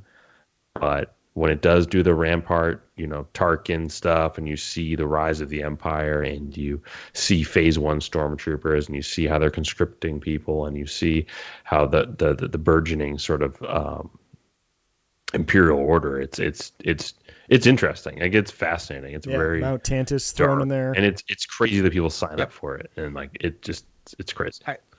The Rampart stuff I love. I love that you don't give him a redemption. Right, like you're not just like, oh no, he's actually a good guy caught in a system. No, he's a bad guy who has tried to use the system to his advantage and finally, figured out a way to survive in the end, like a rat. The persecuting of the Kaminoans is so dark too. Yes. Sort of like take over. It's the genocide of the Kaminoans too. Like that's that's essentially you what get a satisfying in square quotes finale to their story, meaning that you get like an actual like capper, right, of like, we now know clearly what happened with them. And like again, that flash forward ending, which Filoni, boy, does he love that crutch sometimes. Like, we get it in every single series, he will do that flash forward, but third time's a charm, where like when he did it in the last two, like he did it in Clone Wars season 7, which we could talk about, and which we'll talk about eventually. He did it in season 7. Mm-hmm. Vader. We have Vader finding the lightsaber. Oh yeah, you're right. There's that haunting music. Yes. Vader. I forgot about that. It's a mini flash forward, but right. It's very little, and then we get the same thing. We get another flash forward in Rebels, both good, but like the flash forward in this, I think, was a necessary capper of just like mission accomplished. Yeah. Like it was like a literal like just like, nope, you get to rest, and like almost again, being weeks out, talking about this again. I'm almost starting to cry again just talking about the flash forward of season of that. Like that is amazing. It's a sick season. It's sick. Yeah. All right, Grant, what's your number 8? Obi-Wan Kenobi. All right, let's talk Obi-Wan. All right, so Obi-Wan all over the map again for us. Ben's number 3, my number 4, Grant's number 8. All right, Grant, you're the outlier. So I hate to put this so low, but I just at times it just feels slightly superfluous. Like I'm just. Yeah, I don't disagree with that. The using of Luke and the Lars Homestead and Owen and Beru and Vader and just all the and I love the Leia, and like I almost think Leia and Obi-Wan could have just done their own thing, and like if that's what it is, if that's what the show is, but just sort of bringing in all the characters we know and sort of telling this story that sort of circumvents those fates. I was just like, this is like it's almost like I know how this has to end, and I just want to see the Hayden. It was worth it for the Hayden Ewan reunion. Like that was awesome. And then Reva is an incredible character. The Inquisitors is great. Like it's all. I love all the Inquisitors. I think they just do a great job. There's cool planets we explore for the first time, like Daiyu. But I also just feel like the sets felt a little tight at times. The blocking or the chase scenes felt a little contrived. Like some of the stuff that just happened didn't feel like as vast as I wanted it to feel, and I almost didn't think Obi-Wan could be as high profile as he was in the show. Like I almost feel like he had, like a lot of the Jedi in hiding should sort of like if they're going to keep their cover, they really need to keep their cover. You know, like I don't know. I just felt like it was tiptoeing around a lot of what that concept is and how he can operate in the galaxy before A New Hope, and it just felt a little bit like, I don't know, like extra filling. Yeah. Let me go ahead, Ben. You sure? Because I'm on the other end of the spectrum of it, and I like I like the extra filling. I think I'm here for the like Obi-Wan progression and like his like journey that he goes on like psychologically through all these very extreme twists and turns. But he's like, so he goes from just like, this is who I am, and he's downtrodden, he does all those things, and then, you know, and he gets all these calls, like he gets all these calls to action, and he like just refuses. And it's almost, you know, like he finally is like, okay, you know, I've got to go help. I mean, I love that it's Leia instead of Luke that draws him out there, but you know, just him trying, like rediscovering his role in the galaxy, I thought was really fun, specifically with Haja Estri, Kumail's character. Like he sees a person with no force ability doing more good as a Jedi than he is. And like that alone, I think was just like so powerful. And you know, the people he meets along the way, and it's just, you know, like, yes, I would have loved to see full power Obi-Wan because I'm such a dork like the whole time, but like, you know, like that it turned out like that sort of progression was, you know, amazing. And obviously all the Hayden stuff was fantastic. And you know, everything with the with Leia and the rest of the Alderaan options there, the Organas, is just great to see. But yeah, it was just like I thought it was actually a really like emotionally jarring story, especially like he didn't even know, he thought Anakin died, like literally died, and then like we got the moment where he finds out that Anakin is Darth Vader, and you know, I mean, that's a heavy moment. And I mean, I think we all said after this, it was just like, before this came out, we're like, why? And at the end, we're like, how could we have lived without this story? Because it's like, it's really an amazing story of sort of like, how do you get from exile Obi-Wan, who's just like depressed and hates himself and thinks he's an utter failure, to Sir Alec Guinness Obi-Wan, that is like the epitome of all things that I love about Jedi, you know? Yeah. I have like nothing to add. Ben, you said it perfectly, all I feel, but I was like listening to everything great you said, and like I agree with every single thing that you said. Yeah, and then I was just like, love all these shows. But every all these shows. There's not. We're not trying to knock anything. But all of your critique is not a dirty word. Critiquing is an okay thing to do. All your critiques are, in my opinion, absolutely valid. And I was sitting there going, yeah, but it's Obi-Wan. Like it so sounds so pithy and whatever, but I'm like, but it's Obi-Wan. Yeah. So it's hard for me to watch an Obi-Wan show and it not to be like in the top tier of it.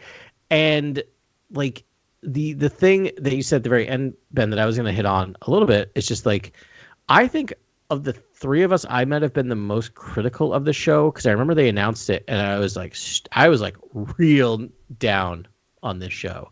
Like, I'm like, no, Why? no. Yeah. Do Like, not this tell can't this. happen, that We can't don't happen. need this. This is like But my all right. head canon is this. I was like really Luke arms is crossed. And nearly so like attacked with a lightsaber or something. I know. What happens? And like, I don't even, I know. I like forgot I mean, what happened to Luke. I have to say the end of that season is not my favorite part. Not my favorite part. Not my favorite thing. It's not my favorite, as my daughter likes to say when you ask her if she wants something. Yeah, I don't get no, the it's not my to, favorite. like take out Darth Vader's children or whatever. I was just like, I could have done without that. But the rest of it I really love. I love this idea of just like, yeah, you said it perfectly, Ben. This idea of just like the Obi-Wan we get at the end of episode 3 and the Obi-Wan we get at the episode 4 are two different people, and something happened. Yeah, and maybe it's exile, maybe it's an 18-year-old exile, for sure. But something had to happen. And so it told a bit of it. Yeah, it had to happen. And there's part of me that loves that he is calling out to Qui-Gon the entire series, and they gave us what we needed. We did not need a long, protracted thing of watching Ghost Qui-Gon talk to Obi-Wan. I would have loved it, but just a little of just like, yeah, I've been here the whole time type of thing. Of just like, finally, it's kind of nice. It's so it is, it was a thing where I'm like, okay, this will be one season. It'll tell a complete story and I'll be fine with it. And by the end of it, I'm like, yeah, but there's room for season 2. I know. Like, the fact that by the end of season 1, I was just what like if they trying to worm a season 2 out of it. It's kind of amazing. I'd love one more scene But- with Ewan McGregor and Liam Neeson. Like, I'd love just because So Ben, because it wouldn't really be master You're apprentice. It'd be like master, and they would just like have a totally different conversation. Yeah.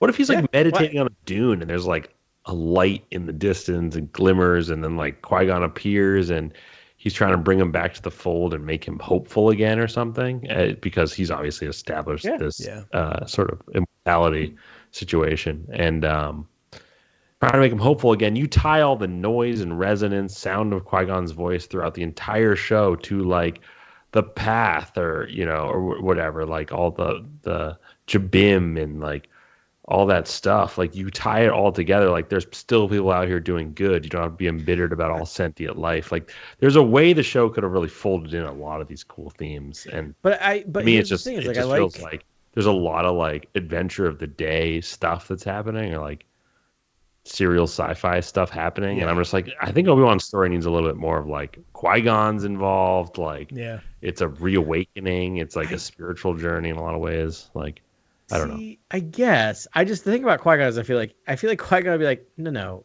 Obi-Wan's got to figure it out for himself. Like, I can't talk him. Can't coach him into how he has. I can't coach him into being not depressed. Like, he's got to figure it out for himself. I think you just want these and people I'll to do be here when he's ready. post-mortems, though. Like, so Anakin, that didn't go well. Like, yeah. I Whoopsie think you're just daisy. like, Right. I mean, but that's the thing. I think Obi-Wan saw him when he was ready to see him, knowing that his old master wasn't going to judge him or feel bad or anything. It was just like this, like, we are now masters. Grant, I just the other wanted thing is, to like, speak just to what talk about Grant the- said Go real ahead, quick, Fred. but I just Yeah, wanted to do say, it. like, I think all that stuff could be a season 2. And like, they're like, he had to go through these certain trials, and I mean, yes, there's a season 2 announced of Obi-Wan? No. No. I'm like saying, We're just like, saying there should be. Everything you're saying, I think that's your season 2, and I'd love, usually the teaching thing is like Qui-Gon. No, but he's like not hopeful. Like, you know what I mean? Like, and then it's being hopeful towards the end, because he's like, oh, people are good actually. Not everyone just turns into a dark lord and betrays me and tries to kill me. Like, people are good. Right, but I mean, I think there's still room for that lesson to be taught. I mean, he's acclimated with the Force and he's back in the game, but it's like he still needs to level up to get to Sir Alec Guinness. And I think that leveling up could be really fun to explore. Like, you're getting into sort of the nuance of the Force, but it's like, it's almost like where he just, like, the game slows down even more for him. And, maybe it's about understanding the living force to understand the cosmic force sort of thing. Like, it's usually Qui-Gon teaching him about the living force. But, like, you know what I'm saying? Like, it's force lessons. Maybe it's a cosmic He's also force on thing. media blackout, too, because not even force blackout. It's also, like, he's not looking at, like... Right. He has no idea the what's Hollow going News on. and, like, Darth Vader, like, tears through, Right. like, separatists, or whatever. Like, it just... Yeah, well, that's all the more reason to make Darth it like Vader guy. Yeah, I mean, that's all the more reason for a season 2 to be like an inner journey, because you don't want to be reading the like news headlines or like the scrambled messages about Darth Vader when you just let him live and now he's continuing to slaughter people all over the galaxy. Yeah. I mean, I don't know. Yeah. That would be a very different show. Yeah. The thing I was gonna say is that the addition of the path to Star Wars lore, I think was really awesome and beneficial and interesting. And like, I was not expecting Obi-Wan to introduce something extra. Does that make sense? Yeah. Like to introduce something that I'm like, I think we keep talking about it. We've seen it. It's starting to pull into the Jedi Survivor series. Like, we're seeing the path starting to fall to the point where I'm just like, it's kind of wild to me. They still haven't announced a Jedi path. Like, I thought for sure that was going to be the spinoff from the Bad Batch, which it still might be, but like, we need a Batch show. I think that's going to be the next animated thing. Is going to be a path show. I do, yeah. But I would love live action O'Shea Jackson Jr. Back. I know, so good. It would be a great live action show, but I don't know what the resources. I feel it's not an Inquisitor show, honestly. Like after Obi-Wan, I was like, they should do like an Inquisitor. And just like the Inquisitor experience. That's a dark story, man. From how dark and terrible that is. Yeah. Yeah. I mean, especially that book, Rise of the Red Blade, that really like. I guess Obi-Wan is basically that, though. You do get a lot of Revas, like everything. You get all the Inquisitor stuff. Yeah, it kind of is. They do, like, you get into their sort of hierarchies there and what it's like. Yeah, you do get it all. But not as much as like Rise of the Red Blade, where it's like they're constantly at each other's throats. And then also the Tales of the Empire. Yeah, Tales of the Empire. It's weird watching episode 3 in the theater going, is Reva over there? Is Reva over there? Where's Reva? Reva's over there. Just like it's I love that when you tie in other canon. Like, oh yeah, then Grogu's over there getting rescued by what's his name? Kelleran Beck. Kelleran Beck. Yeah, it's fun. You're number 8, Adam, so so now it is finally time to talk about the Clone Wars. Yeah, so it's number 4 for both of you and number 8 for me. I'm the outlier, so I'll talk for a second. The reason why it's number 8 for me is and it's my controversial opinion, I think I could chop out 2/3 of the episodes of Clone Wars and I'd be fine. No. That is my opinion. Yes. I think there is so much fat on that. The show's about the fat. That show is the fat, man. Like, that's what I mean. I ranked it 4 for the quantity alone. Like, it's just so much good Star Wars that's just like too much. I love it. I think it's so scary, the thought of droids killing clones. Yeah. Like, it's terrifying to me. I'm like, the whole Clone Wars is just a terrifying concept. Yeah. And the Jedi are just stuck in the middle of it. And it's bizarre that the Jedi even use a clone army in the first place. Yes. Like, it makes no sense at all. Like, just doesn't make sense. Yeah. If anyone would use a droid, in the midst of war is the poetic rhythms George is trying to get at. He's trying to explore that. Like, he's trying to explore what is it like with warrior monks besieged at all times, and sort of how do they operate together, and then how that is sort of confounding or just deeply ironic for people who want to preserve life and keep peace, and then all the calamity that happens springs from that. But I agree with you. I think a lot of it could be cut. I think there's a lot of stuff that's just like adventure of the week. But I do like that it feels different, and when you're not stuck in one little arc, it does feel like we're going to wildly new worlds and locations. Yes. And it's really trying to push the mythos, I think, in all ways. Like, all this stuff and all that stuff is all from Clone Wars. Like, I don't know. It's trying to do a lot. I know it is. That to me is not a benefit. That's a bug, not a feature. No, sorry. The Mortis. The Mortis. Yeah, we can talk about that. I can't. I just don't dig on the Mortis stuff, but it's fine. It's fine. but I will say this, like I love like the sheer number of different planets we visit, the amount of planet hopping we get is wonderful. Ben walked away, so maybe you'll hear this in a second, but I do need to do a rewatch in not release order, but in continuity order, which I haven't done. So I've heard that will help as well. But again, I just want to make it clear, like I love the Clone Wars, and I would happily watch the Clone Wars right now. I would probably edit it down to about a third of the episodes. I really like so much of it. Some of the negatives or something that dropped it down is, I mean, not to like beat a dead horse, but boy, did it give us Darth Maul Spider legs? It is to blame for the Darth Maulification of Star Wars, which I just am not here for. I wish Darth Maul, if I could do one thing in Star Wars, and this might be literal, if I could do one thing in Star Wars, change one thing in Star Wars, it might be that Darth Maul fell down that shaft and died. Can we and that please was the next end of week Darth do Maul. the top 5 things that we would most wish to change in the canon? Well, I would. I think we're going to be talking about the Acolyte, Yeah, so we we won't won't have time for that. number But one for we Adam, should. no We Darth should. Can Darth Maul's I just done. say my Like, I number love him. one He's is cool. He'd also be frightening no and Darth Maul? amazing. So I do love him in Rebels. So it's hard to say. One What was that? thing you wish you could change the most in canon? Can you do it? It's going to be music related. No, I probably it would would have. be- I probably Alright, would that's cut the out plot, that Eric. musical scene in Return of the Jedi. Which scene? That movie Well, like scored the- No. Meow meow meow Oh, meow yeah, meow yeah. meow meow meow meow So- meow meow. That I would probably Oh, you're X that. talking about the Yeah. Jabba's Palace. Yeah, the Jabba's Palace music Yeah. scene that was re-edited in. I could live without that. That's not the hottest Yeah, take. the but Jedi I'll take it. Rocks. That's fine. That's a good number Nope, one. it is a lukewarm mid. Ours are take. Ours are just saber hot takes. Like we're upsetting people who are Listen, deep Maul listen. fans right now. I think if but- they created a new character, I would have probably enjoyed that, preferred that to bringing Maul back, because it does Here's- kind of discredit like Obi-Wan's kill there, and like, listen, Maul was great. Like, let's make a Yeah. new character that's great. Let's go.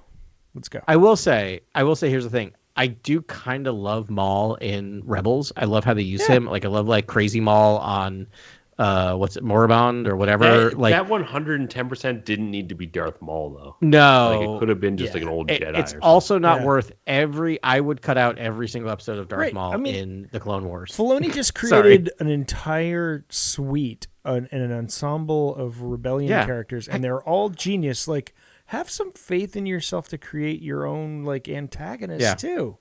Like, why Yeah. not? And like then Agreed. carry that person forward.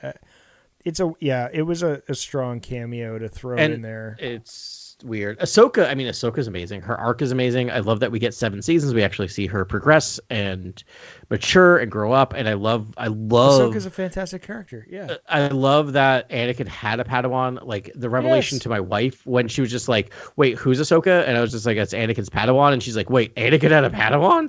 Like there's that moment of just Yeah. like, what is that like? And just watching her watch the live Exactly. action of this is like it's kind of an amazing idea. So there's so much good there. And again, number 8 does not mean it's bad by any stretch of the imagination. I need to, and I think you're away at this point, Ben, but I need to do a rewatch in universe chronological order. Yeah. I still that's have yet to do that. Again, this is my 10 millionth plea to Disney to please do a playlist of Clone Wars Yeah. in chronological order, not release order, because release Yeah. order is stupid. Like it doesn't make any sense. Like, why would you do a battle out of order? Like, I mean, I know, whatever. They had stories they wanted to tell and they backfilled and they did whatever, but it's just like, okay, fine. It's done now. Let's just watch it in chronological order like adults. The other thing I will say that I think sometimes we overweigh or give more weight to the later seasons of Clone Wars and forget about the first couple of seasons of Clone Wars, which I will say. So good. Oh, I was going to say the opposite. Yeah, the first 2 there's- seasons of Clone Wars So are a good. rough The Plo watch. Koon episode of him just being like, all life matters and saving Yeah. clones and stuff is like one of my That's favorite good. episodes. They're good. They're good episodes. Just like there are good episodes in Right. season 3 of Star Trek, they get to it's mostly be- garbage. They get to be fire though. Like by season Yeah, they 3, become they're absolute fire. Yeah, Like- season 3, 4, like because remember that's when I dropped off, and then when I came back after watching Rebels, I'm like, oh boy, I dropped off at the exact wrong time because man, did Clone Wars get really solid in the middle there. Yeah, the animation like takes a step forward. Yep. And then the storytelling gets wild. I mean, the like Colonel Kurtz thing with Pongo, what is Poggle? Oh, the guy with the 4 arms, the like evil Jedi. Yeah, it's the same person as Dexter Ponkrell. Jetson, Ponkrell. Thank you. Ponkrell. Yeah. Oof. I'm like Pongo, Ponger, Pong, Pong, Pingy, Pong. Yeah, that's a great. Only on Star Wars Ponkrell YouTube can you get 2 people yelling Ponkrell at the same time when someone else says it normally. I love Grievous too. So there's just so much good Grievous. There's a lot of good action Grievous. Yeah, there's so much good stuff in the Clone Wars. You There's get to just see so much stuff. Grievous's like hideout and his like Grievous's lair. his lair and like all his incarnations of his body modifications that he's done, and like there's some great lore. There's some serious lore in there. I mean, he kills a like Mon Calamar Jedi or like Padawan or something. It's terrifying. It's amazing. I have been toying with, because I used to way back when I was exercising, I used to watch Marvel movies in chronological order. Yeah, there's a which is playlist fun way for to do that that on Disney right now. Yeah, which is and I've been should thinking go. about doing that for Star Wars as well, because it's much more a thing. And the thing that keeps stopping me in my tracks, dead in my tracks, is Clone Wars. Is like hours and hours and hours of because I get to like episode 2, and then it's like 6 months later I will get to episode 3. Yeah, so I've started to hunt and peck every once in a while. I'll just dip into random parts, like I'll remember a thing or something will be related to something that happened in the Clone Wars, and I'm like, I'll just go back and watch that arc. And during the Mandalorian, I was like, I kind of forgot about what happened with Obi-Wan, and so like I went through like Obi-Wan has a couple arcs with the Mandalorians. Obviously, he was in love with Duchess of Satine, and I think if you look at the dramatic tension too, like in Rebels, it's just renegade rebels trying to survive the monstrous empire, the military-industrial complex of the empire, and with Bad Batch, it's like, oh, we've just gotta keep Omega away from the cloning operation on Tantus and keep Omega safe and survive together as clones who are hunted by the Empire. But then Clone Wars has, I would argue, the most dramatic tension, because there are scenes with like Palpatine where he is like trying to like subtextually sort of plotting and doing things behind the scenes and saying things to people that are just so menacing and juicy and sort of chewing up the scenery, and it's just like and he has to make it out of the scene clean, and you're tracking it like Breaking Bad almost, like you're just like, oh, he has to and then there's a Jedi here. And then there's a 3 episode, and that's the ultimate, like, I mean, that's the biggest tectonic shift in Star Wars is obviously the generation of the Empire. So that sort of stuff is happening all the time, and it's just that's happening part of its everyday adventures. And then there's a 3 episode arc where Jar Jar and C-3PO hang out. That is my point. It's like it's total that show. What are you going to say about C-3PO and Jar Jar Binks? Has total whiplash, right? Total whiplash, where you go from a Colonel Kirk's episode to like a random. There's a Mace Windu Jar Jar Binks buddy cop episode, which is fine and fun, but it is hard to get to a group. I have a thing. They go to Rhodia. It's pretty cool. Yes, they do go to Rhodia. I was thinking about the Rhodia episode.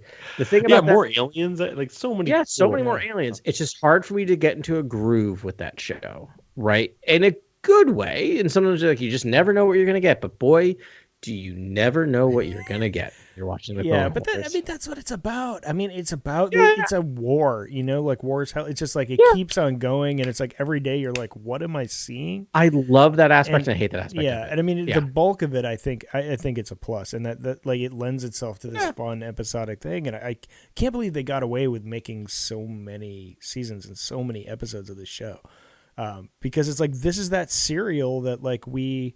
Kind of, I don't know. I think we all want like that could happen. It's just like have a show that just goes, man. I definitely want to revisit for that reason. Seasons, like holy cow! Yeah, can you imagine? Right. Remember that?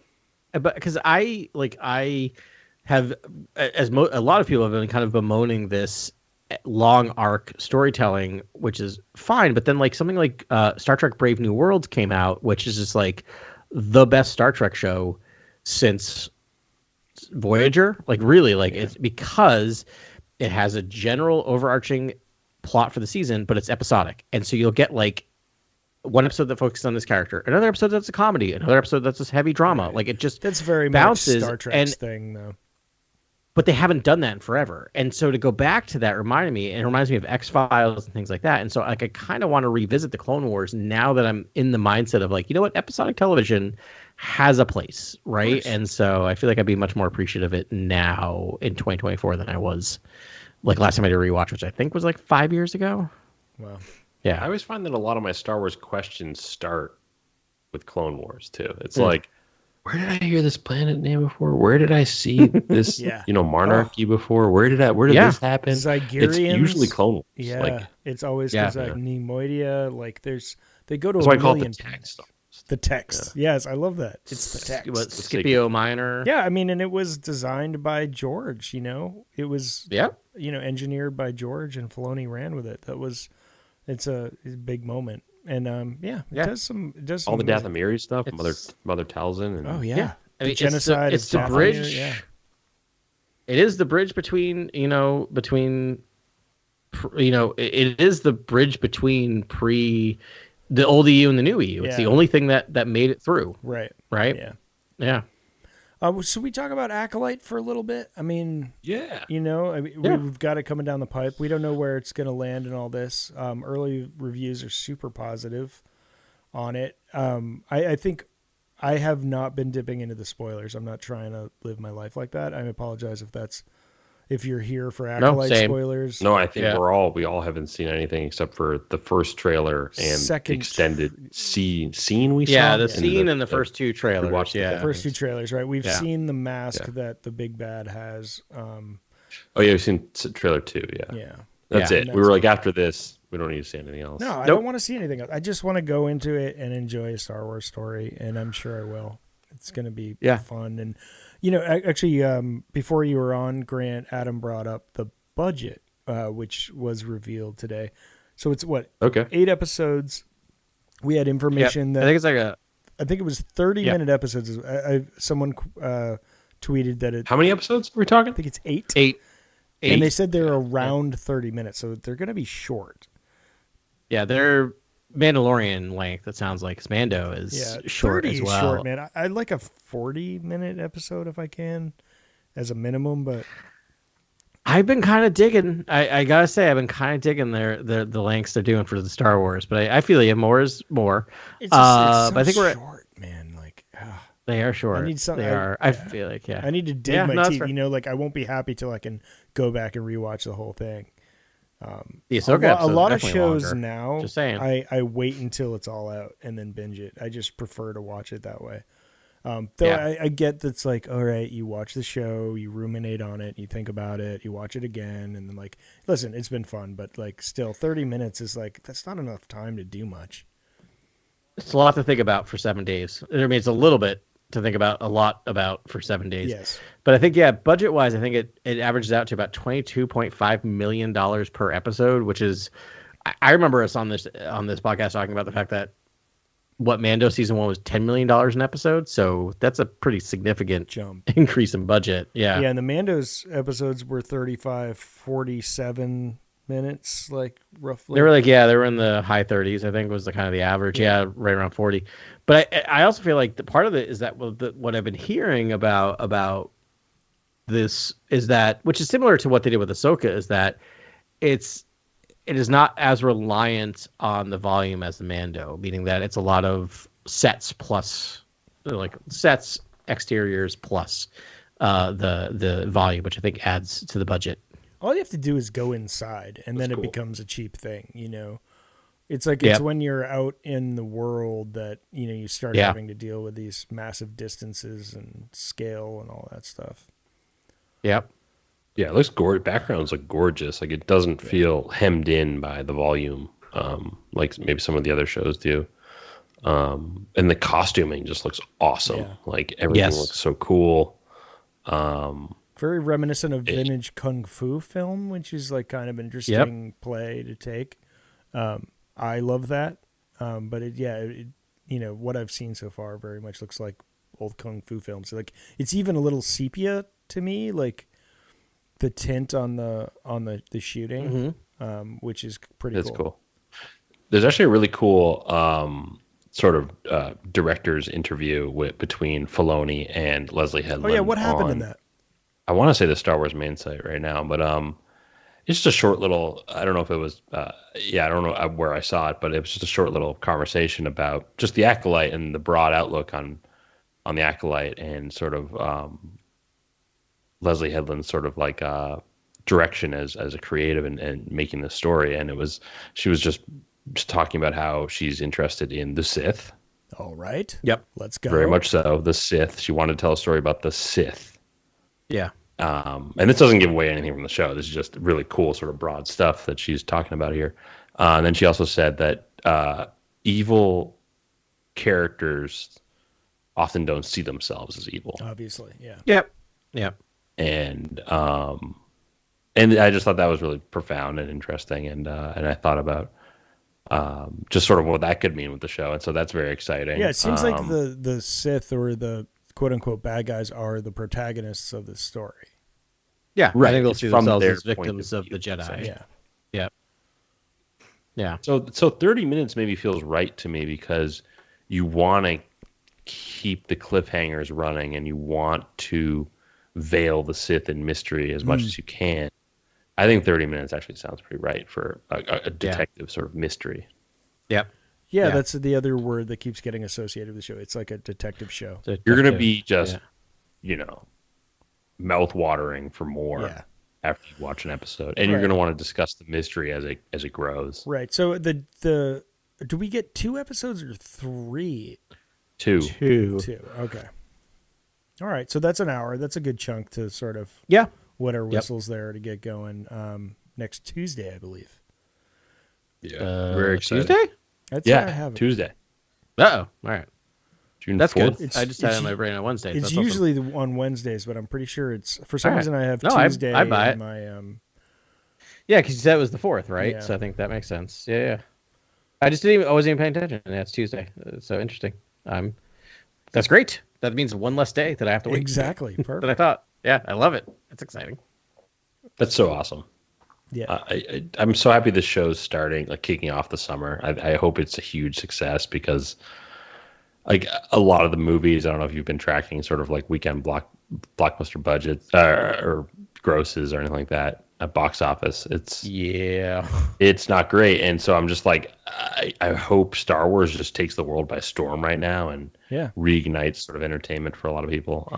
It would be kind of an interesting story if, like, right now people aren't going to the theaters; they're staying home and watching a Star Wars on the television, right? Yeah. Like it just kind of maybe.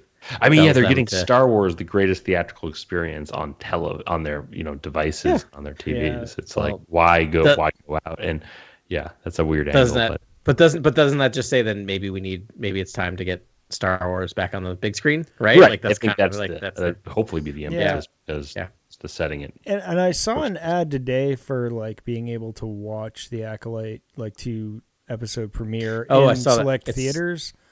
But it's like, you just put it in theaters, man. Like, why does it have to be I don't know select? why you do that. Select. Like the last time they did that for Ahsoka, I showed up like a half an hour early, and there was a line. Yeah, there'd be a huge out the boom, but block, maybe like- not customer retention on Disney Plus, the app. You know what I mean? So it's like You could get both for there'll me. be a though. boom for theater going. Yeah. But that's the weird thing because I feel like you're also giving it away for free. Because I think the thing was like sign up for basically you just get kind of tickets to it.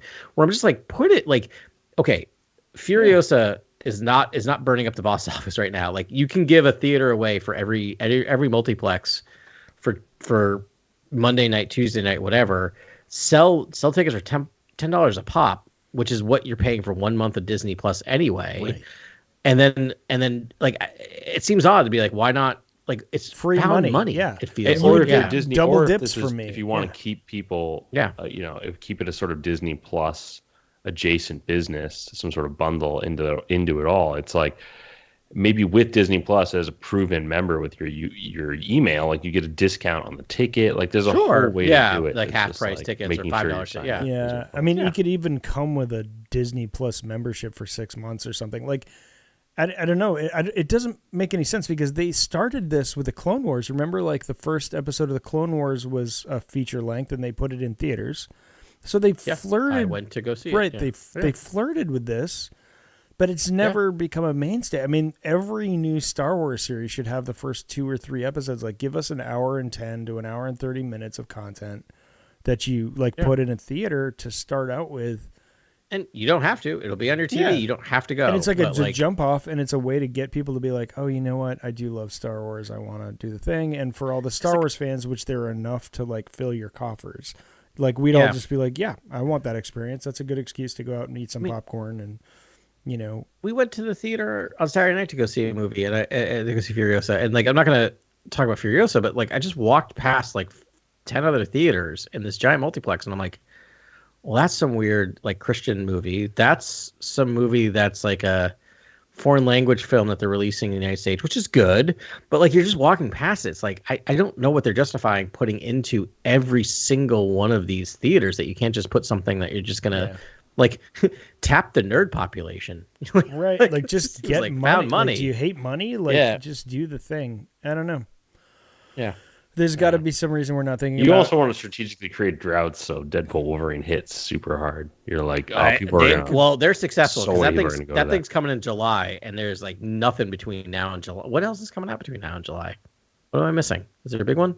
So do like a 1 week run, you know? Like, do like a 1 week run of it. You know, that'll be enough for people will be like, there's demand and people will want to do it, and then it's out of the theaters. You know, it's not going to eat anyone's lunch, you know, just like a week of Star Wars to, you know, give everyone money and make the nerds happy. Like, I mean, I am loving 2 episode premiere and then doing the finale in theaters makes perfect sense. Yeah, that makes perfect sense to me. Yeah, and you give people the option; they can go or they don't go. But like, it's you're just getting extra money from people. No one's going to cancel. No one's going to cancel Disney Plus to pay to go see episode 1, 2, and 8. Right. I think you'll have questions after watching in the theaters. Maybe something was too loud or someone was making noise during a scene where you just want to hear it more clearly or read the subtitles or something. You'll watch it again on Disney Plus. I watch everything. Well, I mean, for this podcast, but I watch everything twice throughout the season. So also, it's all funny math. All the streaming stuff is just funny, made up, silly math. So like the math is very easy of just like, okay, for every ticket we sell to the Acolyte, we just add that number to the number of streams that would have been for the Acolyte. Right. We just add that to the number. Right. That's the easiest math they've ever done. You know what? Double it or triple it, because you know what? It's all made up and doesn't matter anyway. Oh, I see what you're saying. Say, you know what? Every time I buy it, it's just... Right, it'll eat into the streaming numbers. But it's easy to just fake those numbers anyway and just say like, yes, so there were 15 million tickets sold. We're adding 15 million streams to the number. Right. Exactly. That's how many people would have streamed it. Yeah. Whatever. Exactly. Plus we made an extra $150 million in ticket sales. Right. And we really know how large our core base is and all the other metrics. Anyways, this is too inside baseball, I think. Anyways, I love it. Acolyte we'd like to see in theaters, but we'll all be watching it on Disney Plus. I mean, it's fine. I'll be happy to watch it at home. Yeah, it's great. Anyways, we'll be talking about it, reviewing it right afterwards. Exactly. Yeah, actually, maybe we'll do maybe an early release next week if we can fit it into our schedules. That might be kind of fun. Yeah. All right, guys, you're rock stars. It was a lot of fun hanging out and talking about all these things. We've had a lot of good, of these series. We've been spoiled. They're really kind of amazing. I know. This next one, it's like now they're just like piggybacking. It's like, oh, you made it this great. Well, then I'm going to do, they keep raising each other's games as it should be. And we're really in a golden age of Star Wars storytelling in all facets. And it just keeps getting better. Anyways, Sagrona, gentlemen.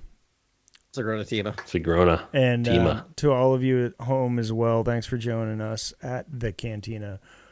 We will talk to you next week on Cantina Chronicles.